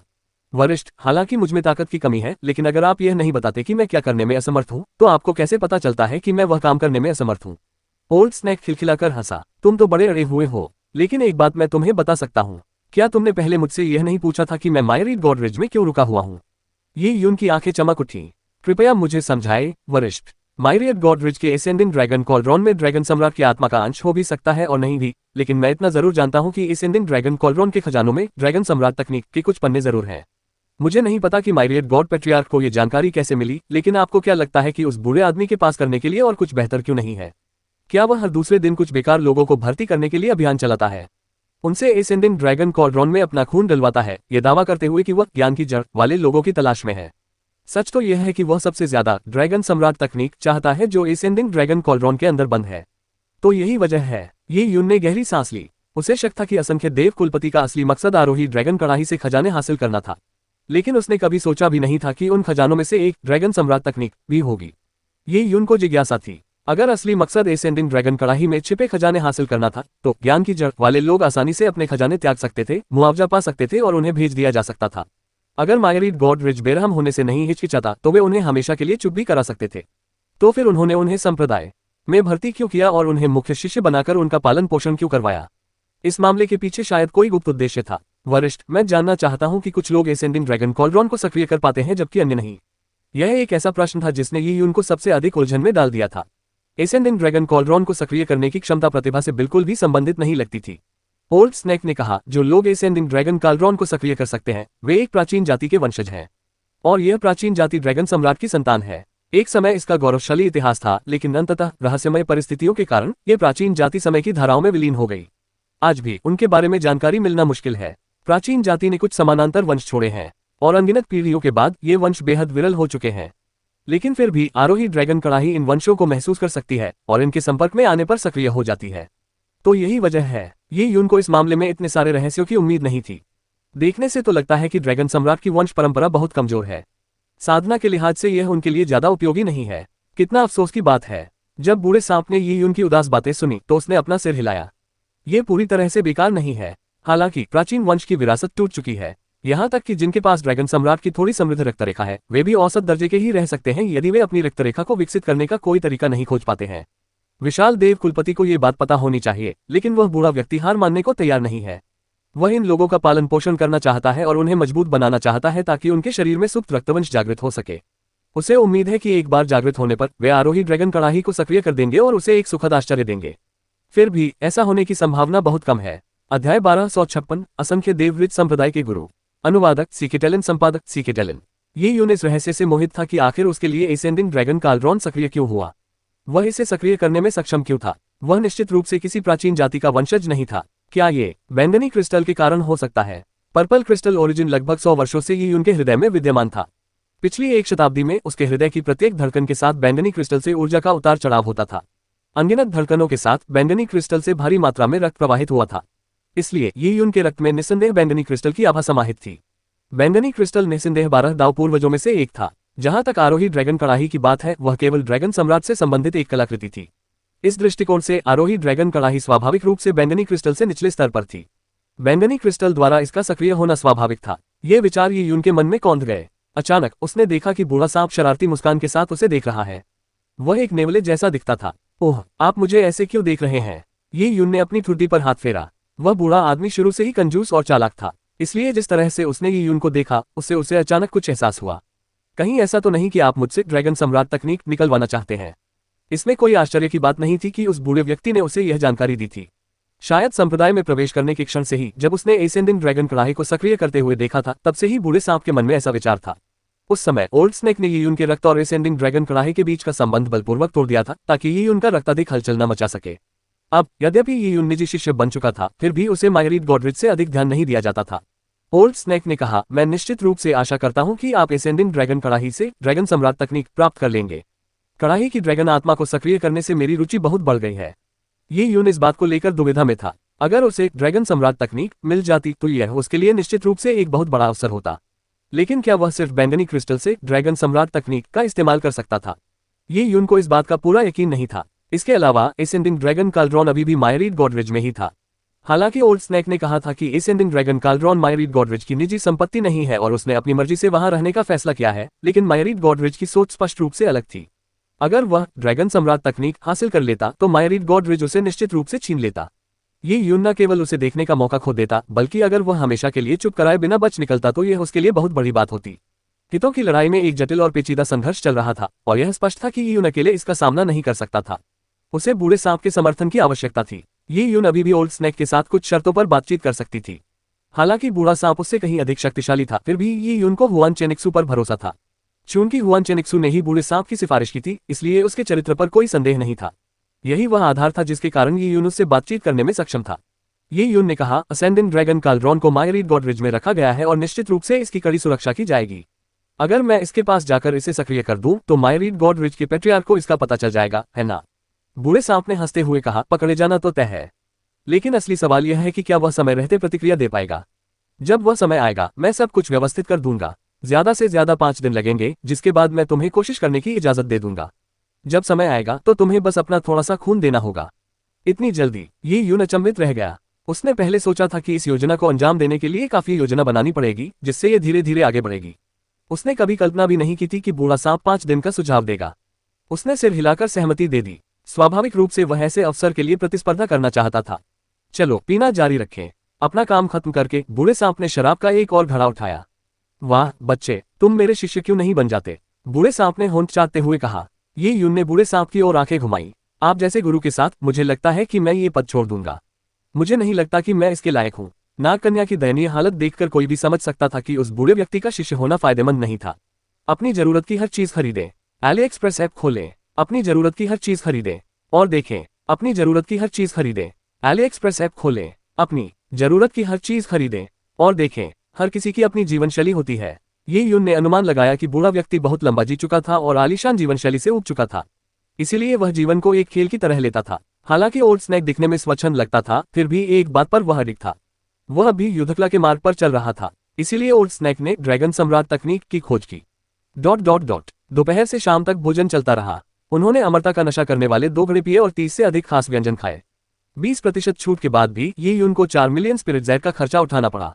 इससे यीयुन तुरंत मायरीड गॉड रेस्टोरेंट के सबसे पसंदीदा ग्राहक बन गए। जब यीयुन चला गया तो उसकी सेवा में जुटी कुछ लड़कियों की आंखों में उदासी छा गई। उन सभी ने कामना की कि यीयुन फिर से आए। आखिरकार प्रतिष्ठित ग्राहकों से भरे मायरीड गॉड रेस्टोरेंट में भी इतने खुले दिल से खर्च करने वाले बहुत कम लोग होते हैं। सिर्फ एक टेबल पर सेवा करने से मिलने वाला शुल्क ही काफी ज्यादा था। हालांकि यीयुन को लगा कि भोजन औसत दर्जे का ही था। हालांकि उसने कई प्राकृतिक संपदाएं ग्रहण की थीं, लेकिन उनसे उसकी साधना के स्तर में जो लाभ मिले वे एल्डर लानकिन द्वारा पकाए गए भोजन के लाभों से कहीं कम थे। उफ! अचानक यीयुन के सामने आग की लपटें उठ उठी। यह एक वाणी संचारित करने वाला ताबीज था। मायरीड गॉड रिज के व्यक्तिगत शिष्य के प्रतीक चिन्ह पर एक वाणी संचारित करने वाला चिन्ह था, जिसका उपयोग संचार के लिए किया जा सकता था। आवाज के माध्यम से प्रसारित संदेश की सामग्री सुनकर यीयुन का दिल जोर से धड़कने लगा। मायरीड गॉड रिज के संप्रदाय के गुरु एकांतवास से बाहर आ गए थे। अगर यीयुन महज एक साधारण शिष्य होता तो संप्रदाय गुरु का उसके लिए कोई विशेष महत्व नहीं होता, लेकिन यीयुन तो संप्रदाय गुरु का शिष्य था। कुछ दिन पहले जिस संप्रदाय के गुरु से वह कभी नहीं मिला था, उन्होंने उसे आरोही ड्रैगन कड़ाही की ड्रैगन आत्मा के प्रकट होने के कारण शिष्य के रूप में स्वीकार कर लिया था। हालांकि यीयुन अपने मुफ्तखोर मालिक से डरता नहीं था, फिर भी उसे सावधान रहना पड़ता था। यीयुन ने जवाब दिया और सीधे मायरीड गॉड रिज की ओर चल पड़ा। 15 मिनट बाद वह संप्रदाय प्रमुख के एकांत क्षेत्र में पहुंच गया। बाहर एक आकर्षक दिखने वाला व्यक्ति खड़ा था। कैंगवू, मेरे गुरुजी अंदर तुम्हारा इंतजार कर रहे हैं, कैंगवू ने यीयुन को अर्थपूर्ण नजर से देखते हुए कहा। जी हाँ मार्शल अंकल, यीयुन ने झुककर प्रणाम किया। मुझे मार्शल अंकल कहने की कोई जरूरत नहीं है। हालांकि हमारे मायरीड गॉड रिज में वरिष्ठता का निर्धारण साधना स्तर के आधार पर होता है। आप मेरे गुरु के शिष्य हैं, मुझे सीनियर ब्रदर कांगवू ही कहिए, कांगवू ने मुस्कुराते हुए कहा। उसने अपनी उंगलियों को धीरे से थपथपाया और उसके पीछे पहले से प्रतिबंधित एक सरणी संरचना खुल गई, जिससे एक लंबा गलियारा बन गया जो उसके पीछे के आंतरिक पवित्र स्थानों की ओर जाता था। जब उसने गलियारे के अंत में एक अज्ञात प्राणी को देखा तो यी यून ने अपने मन को शांत किया और अंदर चला गया। यह मुफ्त उपहार देने वाला उस्ताद मुझे नुकसान नहीं पहुंचाएगा, है ना? उद्धरण चिन्ह। चलते समय यी यून ने अपनी मानसिक शक्तियों का उपयोग करके बैंगनी क्रिस्टल की ऊर्जाओं को दबा रखा था। उसे बैंगनी क्रिस्टल के उजागर होने की चिंता नहीं थी। हालांकि कई वर्षों तक बैंगनी क्रिस्टल के साथ जुड़े रहने के कारण उसकी आभा धीरे धीरे यी यून के रक्त में समाहित हो गई थी। अपरिचित मायरीड गॉड रिच संप्रदाय के गुरु का सामना करते समय यी यून के लिए सतर्क रहना ही सबसे अच्छा था। उसने अपनी सारी ऊर्जा और आत्मिक शक्ति को बैंगनी क्रिस्टल में समाहित कर लिया। उसने अपने रक्त में बैंगनी क्रिस्टल की आभा को भी न्यूनतम स्तर तक कम कर दिया। गलियारा ज्यादा लंबा नहीं था, लेकिन यी यून बहुत धीरे धीरे चल रहा था। लगभग 3 मिनट बाद वह एक बड़े दरवाजे के सामने पहुंचा जो किसी महल की ओर जाता प्रतीत हो रहा था। उसने दरवाजा धक्का देकर खोला और अंदर चला गया। उसकी दृष्टि में एक हल्के लाल रंग का हॉल दिखाई दिया। उसके पैरों के नीचे की टाइलें ऐसी लग रही थीं मानो पहले आग की लपटों से झुलसी हो। वे एकदम लाल गर्म थीं। ये यून जानता था कि ऐसी टाइलों के निर्माण में जादुई जानवरों का रक्त मिलाया जाता है, जिससे उनमें स्वाभाविक रूप से गर्मी पैदा करने की क्षमता आ जाती है। कमजोर योद्धाओं को इन टाइलों पर चलते समय असहनीय दर्द होता, मानो उनकी आत्मा जल रही हो। हालांकि शक्तिशाली आत्मा वाले व्यक्ति को इन टाइलों पर चलते समय अपनी आत्मा को परिष्कृत होते हुए महसूस होगा। लंबे समय तक ऐसे क्षेत्र में रहने के अनेक लाभ थे। ये यून ने फर्श की टाइलों पर कदम रखा और सीधे आगे देखा। उसने एक बूढ़े व्यक्ति को देखा जो उम्र के बोझ से दबा हुआ लग रहा था। वह एक लंबी कुर्सी पर सुस्ती से बैठा था और बिना किसी ताकत के उसे देख रहा था। आप आ गए हैं, बैठ जाए, बुजुर्ग व्यक्ति ने उदासीनता से बात की। उनकी आवाज बेहद कमजोर लग रही थी। ये यून को उनसे मृत्यु की हल्की सी आभा भी महसूस हो रही थी। क्या ये मायरीड गॉड रिच संप्रदाय का गुरु था? ये यून चिंतित हो गया। अगर मायरीड गॉड रिच के संप्रदाय प्रमुख अपने जीवन के अंतिम पड़ाव पर पहुंच चुके एक बुजुर्ग होते तो उसे इसमें कोई आश्चर्य नहीं होता। लेकिन आमतौर पर योद्धा अपने युवांची के संवर्धन के कारण अपने अंत के करीब भी चुस्त दुरुस्त दिखाई देते हैं। मृत्यु का ऐसा आभास उत्पन्न करने के लिए व्यक्ति को वास्तव में मृत्यु के कगार पर होना पड़ेगा। क्या ऐसा हो सकता है कि मायरीड गॉड रिच के संप्रदाय के गुरु की मृत्यु होने वाली हो? ये यून बैठा नहीं, इसके बजाय उसने पहले प्रणाम किया। आखिरकार वह संप्रदाय के गुरु का शिष्य था, भले ही नामात्र का ही सही। क्या बात है? क्या आप मुझे इस हालत में देखकर हैरान हैं? बुजुर्ग ने आत्मनिंदा भरे लहजे में पूछा। ये यून चुप हो गया। वह सचमुच हैरान था। आप तो बड़े ईमानदार हैं। बुजुर्ग ने मुस्कुराते हुए अपनी पीठ सीधी की। उन्होंने बिना किसी द्वेष के पूछा, ऐसा लगता है कि आप कल रात मायरीड गॉड रिच में नहीं थे? प्रश्नवाचक चिन्ह उद्धरण चिन्ह। बुजुर्ग के सवाल से ये यून घबरा गई। उस रात जाने से पहले वह अपने एकांत कक्ष में लौट आया था। उस कक्ष में एक ऐसी सुरक्षा व्यवस्था थी जो उसे दूसरों की नजरों से बचाती थी। यहाँ तक कि नागकन्या और दुवानमु किन्वन को भी नहीं पता था कि वह एक दूरस्थ व्यवस्था के जरिए चला गया है। लेकिन बूढ़े आदमी को पता था। इससे ये यून तुरंत असहज हो गई। मैं नहीं थी, ये यून ने ईमानदारी से जवाब दिया। तुम कहीं बहुत दूर गए होगे, है ना? बुजुर्ग ने धीमी आवाज में पूछा। ये यून का दिल जोर से धड़कने लगा, लेकिन उसने कोई जवाब नहीं दिया। तर्कसंगत रूप से भले ही संप्रदाय के गुरु को पता चल गया हो कि वह मायरीड गॉड रिच से निकल चुका है, लेकिन उन्हें यह नहीं पता होना चाहिए था कि वह कितनी दूर गया है या कहाँ गया है, जब तक कि उन्होंने उस पर कोई निशान न लगाया हो। हालांकि ये यून को पूरा भरोसा था कि बैंगनी क्रिस्टल की बदौलत किसी के लिए भी उसकी जानकारी के बिना उस पर कुछ भी आरोप लगाना बहुत मुश्किल था। घबराओ मत, मुझे एहसास हुआ कि तुम्हारे जाने के बाद तुम मेरी पहुंच से बाहर हो गए। मैंने कांगवू से एक लंबी दूरी के संदेशवाहक मंत्र का इस्तेमाल करके तुमसे संपर्क करवाया है। इसकी रेंज 5 लाख किलोमीटर है। अगर तुम्हें यह मिल गया होता तो तुम्हें इसके अंदर लिखी बातें पता चल जाती। तो यह एक वाणी संचार मंत्र था। ये यून ने हल्की सांस छोड़ी।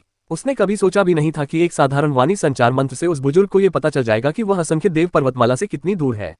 उसे वाणी संचार की सामग्री कैसे प्राप्त हुई होगी? मुझे यह नहीं मिला। ये यून के पास छिपाने का कोई रास्ता नहीं था। उसे ऐसा लग रहा था मानो बड़े की भावहीन आंखें एक गहरे तालाब की तरह हो जो सब कुछ देख सकती हैं। जी, बड़े ने सिर हिलाया। तुम्हारे लिए यहाँ से बाहर जाना अच्छा है। हर समय सनकेन मून टावर में रहना उबाऊ हो जाएगा, लेकिन तुम्हें अपनी सुरक्षा का ध्यान रखना होगा। शांत सागर की गहराई में रहना बेहद खतरनाक है। कुछ दिन पहले तुम्हारे बड़े भाई सोन बोवेन और झांग वो चेंट को साधना करना बहुत उबाऊ लगा होगा। उन्होंने बाहर प्रायोगिक प्रशिक्षण यात्रा के लिए आवेदन किया था, लेकिन एक दुर्घटना हो गई। अभी तक उनके शव नहीं मिले हैं। वे पल भर में गायब हो गए। बुजुर्ग ने शांत स्वर में बात की। उनकी आवाज में सौहार्द झलक रहा था, जैसे कोई बुजुर्ग अपने शिष्य से बात कर रहा हो, मानो वे ही उनको अतिरिक्त सावधानी बरतने के लिए प्रेरित कर रहे हों। अध्याय 1257 आरोही ड्रैगन कड़ाही से पुनः मुलाकात। अनुवादक सीकेटेलन, संपादक सीकेटेलन। जब बड़े ने उसी समय सोन बोवेन का जिक्र किया तो ये यून का चेहरा उतर गया। कल सोन बोवेन की हत्या उसने त्रुटिहीन ढंग से की। मायरीड गॉड रिज में कोई भी, चाहे वह कितना भी कल्पनाशील क्यों न हो, यह अनुमान नहीं लगा सकता था कि सोन बोवेन की हत्या यून ने की थी। लेकिन वो बुजुर्ग जिससे वह पहले कभी नहीं मिला था, मानो सब कुछ समझ गया था। केवल एक आवाज संचार मंत्र ही उसके संदेह को जगाने के लिए काफी था। चाय पीजिए, ये बेहतरीन स्काइरेन चाय है। इसे लानकिन ने तैयार किया है। जब बड़े व्यक्ति बोल रहे थे, उन्होंने अपनी उंगली को धीरे से थपथपाया। मेज पर रखा चाय का सेट अपने आप ऊपर उठ गया और ये यून के लिए एक कप चाय डाल दी। ये यून चुपचाप चाय पीती रही और बड़े व्यक्ति के बोलने का इंतजार करती रही। बुजुर्ग ने मुस्कुराते हुए कहा, चिंता करने की कोई जरूरत नहीं है। मैं कल आपके ठिकाने की जांच नहीं करने वाला। मैंने आपको यहाँ कुछ पूछने के लिए बुलाया है। जिस दिन आपने संप्रदाय में प्रवेश किया था आरोही ड्रैगन कड़ाही की परीक्षा के दौरान, क्या आपको कुछ विशेष महसूस हुआ था? जब बुजुर्ग बोल रहे थे तो उनकी धुंधली आंखों से मानो एक चमक निकल रही थी। वे ये उनके चेहरे को ऐसे घूर रहे थे मानो वे चाहते हो कि उनका चेहरा उन्हें कुछ बता दे। मुझे कुछ खास महसूस नहीं हुआ। ये यून को सचमुच कुछ खास अनुभूति नहीं हुई। अगर कुछ महसूस करने लायक था भी तो वही ये कि उसने बैंगनी क्रिस्टल से ऊर्जा का उतार चढ़ाव महसूस किया। लेकिन अगर वह सब कुछ देख भी सकता तब भी उस बुजुर्ग के लिए इसे महसूस करना असंभव था। मेरे पीछे आओ। बुजुर्ग व्यक्ति उठे और ये यून को हॉल के भीतरी पवित्र स्थानों में ले गए। वे एक अंधेरे गलियारे से गुजरे और सीढ़ियों से नीचे उतरे। 100 फीट से अधिक सीढ़ियां चढ़ने के बाद कमरा एक विशाल पत्थर के कक्ष में खुलता था। पत्थर के कक्ष के बीचों बीच एक घर के आकार का पीतल का कड़ाहा रखा हुआ था। कड़ाही पर कुंडली मारे हुए अजगर की आकृति उकेरी गई थी। उसके सामने खड़े होने पर असीम और राजसी आभा का एहसास होता था। ड्रैगन कड़ाही का आरोहण। ये यून ने अपनी सांस रोक ली। ये दूसरी बार है जब आप इस कड़ाही को देख रहे हैं। शायद आपको पता न हो, लेकिन इस आरोही ड्रैगन कड़ाहे में हमारे असंख्य देव पर्वतमाला की अनंत पीढ़ियों का भाग्य निहित है। जब बुजुर्ग व्यक्ति ने एसेंडिंग ड्रैगन कड़ाही को देखा तो उनकी आंखों में एक सम्मोहित करने वाला भाव झलक उठा। यदि आप आरोही ड्रैगन कड़ाही को जागृत करने में सक्षम हो जाते हैं तो आप असंख्य देव पर्वतमाला की सबसे बड़ी सेवा करने वाले व्यक्ति होंगे। ये भी संभव है कि आप अगले संप्रदाय प्रमुख बन जाएं। बड़े ने ये यून के कंधे पर थपथपाया और अपने चेहरे पर उत्साहवर्धक और सौहार्दपूर्ण मुस्कान बिखेरी। हालांकि इस तरह के प्रोत्साहन से ये यून मन ही मन चिढ़ गया। अगला संप्रदाय प्रमुख, क्या वह उसे बच्चा समझता है? इस तथ्य को नजरअंदाज करते हुए कि वह संप्रदाय प्रमुख नहीं बन सकता, वह इस झंझट में पड़ना नहीं चाहता था। ये यून ने भावहीन लहजे में कहा, गुरुजी, शायद मैं आपको निराश करूंगी। परीक्षा के दौरान मार्शल अंकल मो शानकिंग ने मुझे असेंडिंग ड्रैगन कड़ाही को सक्रिय करने का दूसरा प्रयास करने को कहा, लेकिन मैं असफल रही। बुजुर्ग ने मुस्कुराते हुए सिर हिलाया। तुम्हें इसकी चिंता करने की जरूरत नहीं है। किसी व्यक्ति की बुद्धि कितनी भी महान क्यों न हो, वह देवता की बुद्धि के आगे फीकी पड़ जाती है। और एसेंडिंग ड्रैगन काल्ड्रॉन एक दिव्य वस्तु है। तुमने इसे एक बार सक्रिय कर लिया, यह अपने आप में बहुत बड़ी उपलब्धि है। तुम्हारे स्वामी के रूप में मेरे पास स्वाभाविक रूप से तुम्हारे रक्त में निहित क्षमता को जगाने के साधन है। मैं तुम्हारे रक्त को सचमुच आरोही ड्रैगन कड़ाही को सक्रिय करने के लिए प्रेरित करूंगा। जैसे ही बड़े ने बोलना समाप्त किया, पत्थर की सीढ़ियों से कदमों की आहट सुनाई दी। ये यून ने मुड़कर देखा और उसका दिल थोड़ा बैठ गया। उसने देखा कि एक बूढ़ा नौकर एक जवान लड़की को सीढ़ियों से नीचे ला रहा है, और वह लड़की कोई और नहीं बल्कि नागकन्या थी। ये यून, तुम भी यहाँ हो? नागिन लड़की यून को देखकर थोड़ी हैरान रह गई। ये यून ने भौहें चढ़ा ली। गुरुजी, ये सब क्या है? कुछ नहीं, हमारे मायरीड गॉड रिज पर प्रकाश पड़ा है ताकि हम अंतिम भर्ती परीक्षा में आप और स्नैकगल दोनों को भर्ती कर सकें। यदि आप दोनों एसेंडिंग ड्रैगन काल्ड्रॉन को पूरी तरह से जागृत कर लेते हैं तो आपका नाम मायरीड गॉड रिज के इतिहास में दर्ज हो जाएगा, जिससे आप अमर हो जाएंगे। क्या ये गर्व करने और आगे बढ़ने लायक बात नहीं है? बुजुर्ग मुस्कुराए। हालांकि उनके शब्दों से ये यून को घृणा का भाव ही हुआ। उस समय बड़े बुजुर्ग ने जो कुछ भी कहा, ये यून को वह आरोही ड्रैगन कड़ाही में छिपे खजाने को पाने के बहाने के रूप में लगा। उनकी उपलब्धियों के बारे में कही गई बातें ये यून को मजाक जैसी लगी। चाहे वह बूढ़ा व्यक्ति कितना भी शक्तिशाली क्यों न हो, उसे बूढ़े सांप के अस्तित्व का पता नहीं था। यह तो और भी असंभव था कि वह यह अनुमान लगा पाता कि बूढ़ा सांप आरोही ड्रैगन कड़ाही के रहस्यों के बारे में उससे कहीं अधिक जानता है, और उसने पहले ही ये यून को सब कुछ बता दिया है। अपना हाथ आगे बढ़ाओ। जब बुजुर्ग बोल रहे थे तो उनकी पीली आंखों में झिलमिलाहट हुई। किस लिए? प्रश्नवाचक चिन्ह उद्धरण चिन्ह। नागिन लड़की ने अचंभे में पूछा। तुम्हें हाथ फैलाने का निर्देश दिया गया था, तो ऐसा करो। तुम इतने सवाल क्यों पूछते हो? नागकन्या के पीछे खड़ी बूढ़ी नौकरानी ने अधीरता से उसे आग्रह किया। नागिन लड़की के पास अपना हाथ बढ़ाने के अलावा कोई चारा नहीं था। ये यून के चेहरे पर उदासी छाई हुई थी। उसने अंदाजा तो लगा लिया था कि बूढ़ा आदमी क्या करने की कोशिश कर रहा है, लेकिन उसे पूरी तरह यकीन नहीं था। उस बूढ़े आदमी ने उसे बेहद असहज कर दिया था। वह अंधेरे में घात लगाए बैठे जहरीले सांप की तरह था। उसकी तुलना में वास्तव में ओल्ड स्नैक नाम का व्यक्ति किसी देवदूत जैसा था। उस बूढ़े आदमी की बात करें तो कौन जानता था कि वह कहाँ था। मायरीड गॉड रिज के संप्रदाय प्रमुख द्वारा बुलाए जाने पर बूढ़े सांप को छुपकर उसकी रक्षा के लिए वहीं रहना चाहिए था। उसकी मदद के बिना ये यून का जीवन सचमुच उसका अपना नहीं था। इन सभी विचारों के बावजूद उसने अपना हाथ आगे बढ़ाया। एक ठंडी किरण तेजी से गुजरी और थोड़े से दर्द के साथ ये उनकी कलाई पर गहरा घाव हो गया। ये यून ने थोड़ा सा माथा सिकोड़ा। उसे यह बिल्कुल पसंद नहीं था कि उसका जीवन दूसरों द्वारा निर्धारित किया जाए। उसके सामने खड़ा बुजुर्ग व्यक्ति नामात्र का गुरु था, लेकिन वास्तव में ये यून उस बूढ़े व्यक्ति के लिए केवल एक मूल्यवान प्रायोगिक विषय था। इसे पूरा भर दो, बुजुर्ग ने बिना किसी भाव के कहा। उनके अंतरस्थानिक घेरे से 3 इंच ऊंचा एक कांसे का तिपाई निकला। इसमें 3 पैर और एक हैंडल था और यह एक लघु कांसे के तिपाई जैसा दिखता था। और तुम्हें भी। स्नेक गर्ल की कलाई भी बुरी तरह कट गई थी। नागकन्या के लिए इस्तेमाल किया जाने वाला पात्र ये यून के पात्र से कई गुना बड़ा था। यह एक छोटे बेसिन के आकार का था। इतने खून की जरूरत है। नागकन्या निराश हो गई। ये यून के पास केवल 1 कप खून था, लेकिन उसे एक छोटा सा बर्तन भरना था। जो कुछ तुम करने वाले हो उसकी तुलना में ये थोड़ा सा खून कुछ भी नहीं है। हालांकि स्नैक गर्ल ऐसा करने को तैयार नहीं थी, फिर भी उसने अपना खून बहा दिया और उसी क्षण ये यून ने ध्यान केंद्रित करने के लिए अपनी आंखें बंद कर ली। उसने अपने शरीर के भीतर बैंगनी क्रिस्टल की आभा को यथासंभव केंद्रित किया। उसने अपने शरीर से बहने वाले रक्त को सामान्य रक्त में बदलने की पूरी कोशिश की। हालांकि उस बुजुर्ग को इस बात का जरा भी आभास नहीं हुआ। वह बैंगनी क्रिस्टल की आभा से पूरी तरह अनभिज्ञ थे। उसने ये यून के शरीर से बहते खून को खुलेआम उत्तेजना के साथ देखा। जब पीतल की तिपाई खून से भर गई तो बुजुर्ग ने एक जहर की बोतल निकाली। उसने उसे खोला और उसमें से लाल रंग का एक तरल पदार्थ निकला जो खून की बूंद जैसा लग रहा था। बुजुर्ग व्यक्ति खून की उस बूंद को अत्यंत संजोकर रखता प्रतीत होता था, मानो वह खून कोई अनमोल खजाना हो। केवल 6 बूंदें बची हैं। हर बूंद के इस्तेमाल के साथ एक बूंद कम होती जा रही है। उद्धरण चिन्ह। बुजुर्ग ने धीरे से ये उनके हाथ में मौजूद पीतल की तिपाई को थपथपाते हुए अपने आप से कुछ बुदबुदाया। तुरंत ही खून बाहर निकला और खून की एक गोलाकार गेंद का रूप ले लिया। रक्त का गोला लगातार सिकुड़ता गया और कुछ ही क्षणों में वह रक्त की एक बूंद के आकार का हो गया। ये यून बगल से देख रहा था। वह जानता था कि बड़े ने अपने रक्त में मौजूद सारी शक्ति को रक्त की उस एक बूंद में केंद्रित कर दिया था। कुछ ही क्षणों बाद उस बुजुर्ग ने नागकन्या के लिए भी वही प्रक्रिया दोहराई। उसने उसके खून से भरे पात्र को खून की एक बूंद में बदल दिया। ये यून को कुछ ज्ञान प्राप्त हुआ। निकाले गए रक्त की मात्रा बड़े गुरु के मानकों के अनुसार रक्त की शुद्धता पर निर्भर करती थी। ये सब एक बूंद रक्त को शुद्ध करने के लिए किया जाता था। इस प्रकार बुजुर्ग के पास आरोही ड्रैगन कड़ाही को जागृत करने का प्रयास करने के लिए रक्त की 3 बूंदें थीं। यह उनके रक्त में निहित क्षमता को जागृत करने का कथित तरीका था। अध्याय 1258 परिणाम। अनुवादक सीकेटेलिन, संपादक सीकेटेलिन। बड़े गुरु के नियंत्रण में रक्त की 3 बूंदें अंततः मिलकर अंगूर के आकार की एक ही रक्त की बूंद बन गईं। रक्त की वह बूंद क्रिस्टलीय थी और उसमें मायरीड गॉडरिच संप्रदाय के गुरु का चेहरा प्रतिबिंबित हो रहा था। खून की बूंद को देखते हुए उसके चेहरे पर बुखार के भाव स्पष्ट दिखाई दे रहे थे। बुजुर्ग के चेहरे के भाव देखकर ये उनका दिल जोर से धड़कने लगा। गहन चिंतन के बाद वह सोचने लगा कि आखिर बुजुर्ग द्वारा प्रकट की गई खून की बूंद क्या थी। उस खून की बूंद को इतना महत्व देने का मतलब था कि वह आसानी से प्राप्त नहीं हुई थी। क्या यह संभव है कि खून की वह बूंद उन पूर्व शिष्यों द्वारा छोड़ी गई हो जिनके पास ज्ञान की जड़ें थीं और जो एसेंडेंट ड्रैगन काल्ड्रॉन को सक्रिय करने के बाद कभी इस संप्रदाय में शामिल हुए थे?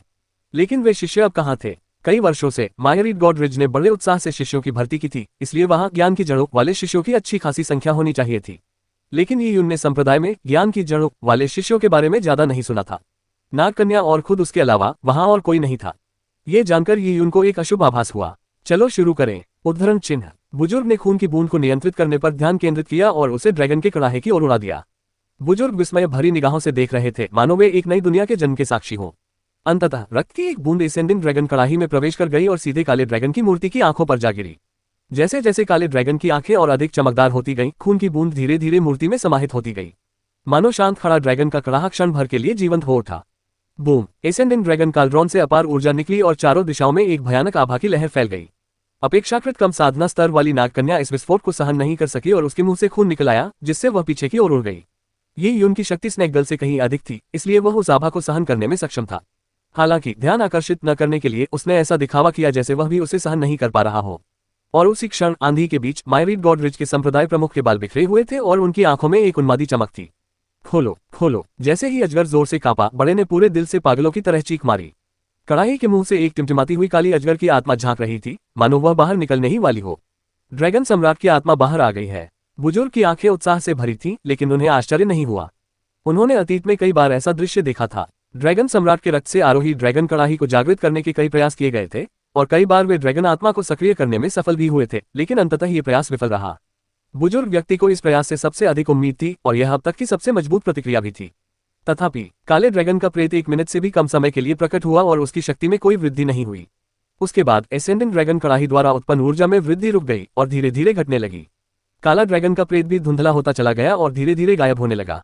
क्या ये सब देखकर बुजुर्ग का दिल चिंता से भर गया। यह असफल हो गया। ड्रैगन की आत्मा कमजोर पड़ गई और अंततः लुप्त हो गई। ऊर्जा का बवंडर शांत हो गया और आरोही ड्रैगन कड़ाही स्थिर हो गई, मानो कुछ हुआ ही न हो। घटनाक्रम देखकर बुजुर्ग व्यक्ति स्तब्ध रह गया। वह काफी देर तक चुपचाप खड़ा रहा और एसेंडिंग ड्रैगन कड़ाही को ऐसे घूरता रहा मानो किसी चमत्कार की प्रतीक्षा कर रहा हो। हालांकि कड़ाही में किसी भी प्रकार की गतिविधि के कोई संकेत नहीं दिखे। ये पूरी तरह से असफल हो गया था। बुजुर्ग व्यक्ति कुछ कदम पीछे हट गया और जब वह मुड़ा तो वह और भी बूढ़ा प्रतीत हुआ। उसके पूरे शरीर से मृत्यु की गहरी आभा निकल रही थी, मानो वह किसी कब्र में प्रवेश करने वाला हो। उसने लगभग 8 बार प्रयास किए थे और हर बार असफल रहा था। फिर भी उसका समय लगभग समाप्त हो चुका था। बड़े ने धीरे से अपना सिर घुमाकर ये यून की ओर देखा। उनकी यह नजर देखकर ये यून का दिल बैठ गया। यह एक अवर्णनीय भाव था। इस भाव में निराशा, असंतोष और उग्रता सब कुछ समाहित था। तुम्हारा खून। उद्धरण चिन्ह। बुजुर्ग की आवाज भारी थी। ये यून के खून का असर उनकी मूल अपेक्षा से कहीं ज्यादा बुरा था। उसे विश्वास था कि यून का प्रकट होना उसके लिए एसेंडिंग ड्रैगन काल्ड्रॉन को जागृत करने का एक सुनहरा अवसर हो सकता है। हालांकि यह एक बार फिर विफल रहा। उसने एक बहुमूल्य रक्त उत्प्रेरक भी बर्बाद कर दिया था। रक्त उत्प्रेरक में ड्रैकोनिक प्राचीन फे के रक्त मज्जा शामिल थे, जो ज्ञान की जड़ों वाले कई शिष्यों के रक्तवंश सार के साथ मिलकर अंततः एक नया रूप धारण कर लेते थे। इस रक्त उत्प्रेरक की एक एक बूंद की बर्बादी ने बुजुर्ग के दिल को बहुत दुख पहुंचाया, और इस तरह के परिणाम का कारण ये था कि यून ने उसे गलत उम्मीदें दी थीं। ये सच था कि यून ने पहले भी एसेंडिंग ड्रैगन काल्ड्रॉन के सोल ड्रैगन को सक्रिय किया था, लेकिन इस बार उसकी वंश परंपरा बेहद कमजोर थी। इतनी कमजोर वंश परंपरा कभी भी एसेंडिंग ड्रैगन काल्ड्रॉन के ड्रैगन सोल को सक्रिय नहीं कर सकती थी। क्या इसके पीछे कोई गुप्त कारण था? बुजुर्ग व्यक्ति यून को ध्यान से देख रहे थे। उनकी गहरी निगाहें किसी तेज धार वाले ब्लेड की तरह ही यून को भेद रही थीं। लेकिन शुरू से अंत तक ये यून ने अपने हाव भाव से कुछ भी जाहिर नहीं होने दिया। उनके चेहरे पर शांति झलक रही थी, लेकिन मन ही मन वे व्यंग्य कर रहे थे। एसेंडिंग ड्रैगन काल्ड्रॉन को जागृत करने में विफलता उसकी इच्छा के बिल्कुल अनुरूप थी। उसे प्रयोग के विषय के रूप में इस्तेमाल करने और मनमर्जी से उसका खून निकालने के लिए वह बूढ़ा व्यक्ति क्रोध से मरने का पात्र था। बड़े भाई, अब हम क्या करें? एसेंडिंग ड्रैगन काल्ड्रॉन को जगाने का प्रयास विफल होते देख स्नैक गर्ल के बगल में बैठी बूढ़ी औरत बेहद निराश दिखाई दी। इसके साथ ही उसे यून और स्नैक गर्ल से भी नफरत होने लगी। बुजुर्ग को चुपचाप यून को देखते हुए देखकर वह खुद को कोसने से रोक नहीं पाए और बोली, ये सब तुम दोनों निकम्मों की वजह से है। मायरीड गॉडरिज ने तुम दोनों को स्वीकार करके एक अपवाद बनाया और तुम्हारे साथ इतना अच्छा व्यवहार किया, लेकिन तुम्हारी ज्ञान की जड़ें इतनी घटिया हैं। तुमने एक रक्त उत्प्रेरक व्यर्थ ही बर्बाद कर दिया। निकम्मे लोग, उस बूढ़ी औरत ने कठोर स्वर में बात की। दरअसल नाग कन्या उसी के अधिकार क्षेत्र में थी। ग्रैंडमास्टर, मुझसे क्या गलती हो गई? नागिन लड़की पूरी तरह से हैरान थी। उसे समझ नहीं आ रहा था कि उसने ऐसा क्या किया था कि उसे इतनी बेरहमी से डांट पड़ी। छोड़ो इसे, मायरीड गॉडरिज के संप्रदाय प्रमुख ने हाथ हिलाते हुए कहा, शायद मैंने निर्णय लेने में गलती की। उन्हें जाने दो, तो फिर मैं चलता हूँ। ये यून ने भावहीन चेहरे के साथ झुककर अभिवादन किया और हैरान नाग लड़की के साथ जाने के लिए मुड़ गया। बुढ़िया ने ये यून को जाते हुए देखा और जब उसकी आकृति गायब हो गई तो उसकी आंखों में घृणा की एक चमक कौंध गई। वो बदमाश, मैं उसे एक ही बार में मार डालना चाहती हूँ। उसकी आंखों में वो भाव, उसका वो व्यवहार, हम दोनों के लिए उसमें जरा भी डर या सम्मान नहीं है। उसे पता था कि उसके अशुद्ध रक्त के कारण एसेंडिंग ड्रैगन कड़ाहे का जागरण विफल हो गया है और उसने रक्त उत्प्रेरक की एक बूंद बर्बाद कर दी है। लेकिन उसे देखो, उसमें जरा भी पछतावा नहीं है, बल्कि वो हमारी बदकिस्मती पर लगभग खुश हो रहा है। मायरीड गॉडरिज के संप्रदाय प्रमुख चुप रहे। उन्होंने उस दरवाजे की ओर देखा जिससे यून गायब हो गई थी। ये यून साधारण नहीं है। मैं युवा पीढ़ी के कई लोगों को समझ सकता हूँ, लेकिन उसे देखकर मुझे ऐसा लगता है जैसे वह कुछ बातें छिपा रहा है। उद्धरण चिन्ह, क्या बातें? बुढ़िया का चेहरा एकदम ठंडा पड़ गया। असेंडिंग ड्रैगन काल्ड्रॉन का जागृत होना अत्यंत महत्वपूर्ण है। हम इस बदमाश को मनमानी करने की छूट कैसे दे सकते हैं? मैं इसे जबरदस्ती यहाँ पूछताछ के लिए बुलवाऊंगी। देखते हैं इसके क्या क्या राज हैं। नहीं, जल्दबाजी में कोई कदम मत उठाओ। बुजुर्ग ने सिर हिलाया और फिर एसेंडिंग ड्रैगन कड़ाही की ओर मुड़कर देखा। उन्हें वह प्रक्रिया याद आ गई जिसके द्वारा कुछ क्षण पहले एसेंडिंग ड्रैगन कड़ाही जागृत हुई थी। क्या समस्या हो सकती है? बुजुर्ग ने मन ही मन बुदबुदाया। अध्याय 1259, कुलपति की वापसी। अनुवादक सीकेटेलिन, संपादक सीकेटेलिन। 1 घंटे बाद सनकेन मून टॉवर पर जब से ये यून अपने तथाकथित गुरु से मिला था तब से वह बेचैनी से ग्रस्त था। उस बूढ़े व्यक्ति से ये यून को अत्यधिक खतरे का आभास होता था। ये यून को खुद को खतरे की भूमि में रखने की आदत नहीं थी, लेकिन ड्रैगन सम्राट तकनीक के कारण और ओल्ड स्नैक की मौजूदगी के कारण उसके पास मायरीड गॉडरिज में रहना जारी रखने के अलावा कोई विकल्प नहीं था। युवक स्वामी, मिठाई तैयार है, क्या मैं आपको परोसूं? दुवानमो किंगवन ने झुककर विनम्रता से कहा। कोई जरूरत नहीं है, मैं साधना कक्ष में एकांतवास के लिए जा रहा हूँ, मुझे परेशान मत करना। ये यून के बोलते ही वह सीधे सनकेन मून टावर के साधना कक्ष में चले गए। दुवानमो किंगवन ने बस सिर हिलाया। सनकेन मून टावर में कुछ दिन बिताने के बाद उसे पता चल गया था कि ये उनकी रोजमर्रा की जिंदगी में उसकी सेवा करने का कोई मौका नहीं है। ये यून की सेवा करने की बात तो छोड़ ही दीजिए, उससे मिलना भी बहुत मुश्किल था। जब भी उसे उसकी एक झलक मिलती वह साधना कक्ष की ओर भाग रहा होता। युवा मालिक वाकई बहुत मेहनती हैं। उद्धरण चिन्ह। दुवानमो किंगवन के मन में ऐसा विचार आया। हालांकि उसे यह नहीं पता था कि साधना कक्ष में ये यून का चेहरा गुस्से से लाल था। सनकेन मून टावर का साधना कक्ष समस्याग्रस्त था। तार्किक रूप से देखा जाए तो साधना कक्ष की संरचना सक्रिय हो जाने के बाद आंतरिक भाग बाहरी दुनिया से पूरी तरह अलग हो जाता। किसी को भी अंदर की स्थिति का पता नहीं होना चाहिए था। हालांकि मायरीड गॉडरिज संप्रदाय के गुरु को उसके ठिकाने की जानकारी थी। संभवतः साधना कक्ष की संरचना में कोई गुप्त द्वार था जिसके कारण वह बूढ़ा व्यक्ति आसानी से उस पर नजर रख पाता था। सौभाग्यवश आत्मचिंतन करने पर ये यून को एहसास हुआ कि उसने पिछले कुछ दिनों की साधना के दौरान ऐसा कुछ नहीं किया था जिससे उसके रहस्य उजागर हो जाएं। अगर उसने ऐसा किया होता तो परिणाम भयावह होते। इस मायरीड गॉडरिज में मेरे लिए एक निजी जगह भी नहीं है। मैं यहाँ ज्यादा देर तक नहीं रह सकता। कौन चाहेगा कि उसकी रोजाना निगरानी की जाए? ये यून को नहीं पता था कि अन्य निजी शिष्यों को भी ऐसी परिस्थितियों का सामना करना पड़ता था या नहीं, लेकिन शायद एसेंडिंग ड्रैगन काल्ड्रॉन को सक्रिय करने की क्षमता रखने की अपनी विशेष स्थिति के कारण उसे विशेष व्यवहार दिया गया था। जब ये यून इस मामले पर विचार कर रहा था तभी उसकी नजर कमरे के कोने में खड़ी एक परछाई पर पड़ी। वह परछाई चुपचाप प्रकट हुई, मानो वह हमेशा से वहीं थी और ये यून ने उसे अभी अभी देखा हो। इससे ये यून डर गया। जब उसने उस पर ध्यान केंद्रित किया तो उसे एहसास हुआ कि वह एक छोटे कद के बूढ़े व्यक्ति की आकृति थी। उसका चेहरा झुर्रियों से भरा था और उस पर एक जानी पहचानी सी डरावनी मुस्कान लटकी हुई थी। बूढ़ा सांप। ये यून अवाक रह गया। वह बूढ़ा व्यक्ति अचानक बिना सूचना दिए ही प्रकट हो गया था। वह किसी भूत की तरह था। अगर ये यून मानसिक रूप से तैयार न होता तो वह सचमुच बुरी तरह डर जाता। ऐसा प्रतीत होता है कि आप पर नजर रखी जा रही है। बुजुर्ग व्यक्ति ने ये यून के साधना कक्ष के चारों ओर देखते हुए अपनी दाढ़ी पर हाथ फेरा। ये जानते हुए भी तुम यहाँ आए? ये यून ने झुंझलाहट से कहा। हालांकि वह ये भी जानता था कि बूढ़े सांप ने ऐसा करने की हिम्मत की है तो इसका मतलब है कि उसे पकड़े जाने से बचने का पूरा भरोसा था। हालांकि ओल्ड स्नैक किसी भी तरह से उचित नहीं दिखता था, लेकिन उसकी ताकत पर संदेह नहीं किया जा सकता था। हे मुझे पता था, इसीलिए मैं यहाँ आ गया। मैंने आपके लिए निगरानी व्यवस्था पहले ही कर दी है। मुझे धन्यवाद देने की कोई जरूरत नहीं है। आखिरकार आप नहीं चाहेंगे कि कोई आपको आपकी नौकरानी के साथ शरारत करते हुए देखे। जब वह बोल रहा था बूढ़े सांप ने ताली बजाई और तुम्हें पता है वाला भाव दिखाया। ये सुनकर ये यून अवाक रह गया। बूढ़ा आदमी इतनी उम्र का होने के बावजूद इतनी अश्लील भाषा का प्रयोग कर रहा था। तुमने इसका ध्यान कैसे रखा? उस बूढ़े आदमी ने जब भी एरे फॉर्मेशन बनाने की जहमत उठाई है उसका मकसद साफ तौर पर मेरी निगरानी करना था। अगर उसे पता चल जाए कि एरे फॉर्मेशन में बदलाव किया गया है तो क्या इससे मैं संदिग्ध नहीं लगूंगा? हाँ, मुझसे इतनी बड़ी लापरवाही कैसे हो गई? उस मायरीड गॉडरिच संप्रदाय के गुरु को अपनी कला पर बहुत घमंड है और उन्होंने एक गुप्त निगरानी प्रणाली स्थापित की है, लेकिन उनकी प्रणाली मेरे सामने कुछ भी नहीं है। मैंने उसे निष्क्रिय करने के लिए एक नई प्रणाली बना ली है। जब आप उस बूढ़े व्यक्ति की निगरानी से बचना चाहें तो बस मेरी प्रणाली को सक्रिय कर देना। उसे बस इतना ही दिखेगा कि तुम साधना कर रहे हो, फिर तुम जो चाहो कर सकते हो। वह बूढ़ा व्यक्ति मुझसे प्रतिस्पर्धा करना चाहता है। वह इसके लिए बहुत अनुभवहीन है। ओल्ड स्नैक ने बड़े ही घमंड से कहा, मानो वह मायरीड गॉडरिच के संप्रदाय के गुरु को बिल्कुल भी महत्व नहीं देता हो। हालांकि ओल्ड स्नैक एक बेशर्म शेखीबाज की तरह लग रहा था, लेकिन ये यून जानता था कि मुश्किल समय में उस बूढ़े व्यक्ति पर भरोसा किया जा सकता है। इस तरह ये यून को आखिरकार ये जानकर चैन मिला कि अब उस पर लगातार नजर नहीं रखी जा रही थी। शुक्र है, क्योंकि अब वह उस स्थिति में पहुंच चुका था जहां वह सनकेन मून टावर में एक दिन भी और नहीं रह सकता था। ये यून ने पूछा, क्या आपने नहीं कहा था कि हम जल्द ही कार्रवाई करेंगे? इस मायरीड गॉडरिच के संप्रदाय प्रमुख के इरादे बुरे हैं। मैं यहाँ रहकर अपनी जान जोखिम में नहीं डालना चाहता। मुझे यही उम्मीद थी, लेकिन मायरीड गॉडरिच के मुखिया जल्द ही लौट रहे हैं, इसलिए कार्रवाई करने के लिए हमें शायद इसे स्थगित करना पड़ेगा। मायरीड गॉडरिच के मुखिया। ये यून की सांसें लड़खड़ा गईं। मायरीड गॉडरिच संप्रदाय के गुरु से ही उसे खतरा महसूस होने लगा था और उसे लग रहा था कि वह इस स्थिति को संभाल नहीं पाएगा। मायरीड गॉडरिच के कुलपति तो संप्रदाय के गुरु से भी कहीं अधिक रहस्यमय और शक्तिशाली थे। वह ओल्ड स्नैक की आंखों में संदेह भरी निगाहों से देखे बिना नहीं रह सका। ये बूढ़ा आदमी मायरीड गॉडरिच के मुखिया से निपटने में सक्षम होना चाहिए, है ना? ओल्ड स्नैक यून के मन की बात समझ गया। उसने तिरस्कार भरी नजरों से घूरते हुए कहा, क्यों बच्चे, क्या तुम्हें मुझ पर शक है? मैं तो बस एक मायरीड गॉडरिच का कुलपति हूँ। मेरे यहाँ होने से तुम निश्चिंत रह सकते हो। जब बूढ़ा सांप बोल रहा था तो उसने ये यून के कंधे पर थपथपाते हुए हल्के से हंसा। उस लड़की चेनिक्सू ने तुम्हें मेरे हवाले कर दिया, इसका मतलब है कि मैं भरोसेमंद हूँ, है ना? ये यून के चेहरे पर अविश्वास का भाव था। एसेंडिंग ड्रैगन काल्ड्रॉन को सक्रिय करने का उसका प्रयास बेहद जोखिम भरा होने वाला था। उसे सावधान रहना होगा, वरना वह बूढ़े आदमी के हाथों बलि का बकरा बन सकता था। जब ये यून इस मामले पर विचार कर रहा था तभी अचानक उसके निजी शिष्य का प्रतीक चिन्ह चमक उठा। प्रतीक चिन्ह से एक ध्वनि संचारित हो रही थी, एकत्रित होने का आह्वान। अब से 2 घंटे बाद सभी निजी शिष्यों और वरिष्ठों को मायरीड गॉडरिच के जैद सम्राट महल की ओर जाना था ताकि वे मायरीड गॉडरिच के कुलपति की वापसी की प्रतीक्षा कर सकें। कुलपति सचमुच लौट रहे थे। ये यून ने बूढ़े सांप को एक अजीब नजर से देखा। उसने सही कहा था, लेकिन उसे कुलपति के ठिकाने का पता कैसे चला? ओल्ड स्नैक ने अपनी दाढ़ी सहलाते हुए गर्व से कहा, अगर मैं मायरीड गॉडरिच में किसी की भी जांच पड़ताल करने का ठान लूं तो कोई भी मेरी नजरों से नहीं छिप सकता। ये यून बूढ़े सांप से प्रभावित था। ऐसे सहयोगी के साथ वह और भी अधिक आश्वस्त महसूस कर सकता था। हालांकि वह कुछ हद तक उत्सुक था। सभा की सूचना कुलपति के अतीत के कार्यों की याद नहीं दिलाती थी। हालांकि वह अभी अभी मायरीड गॉडरिच में दाखिल हुआ था, उसने कुलपति के चरित्र के बारे में कई लोगों से सुना था।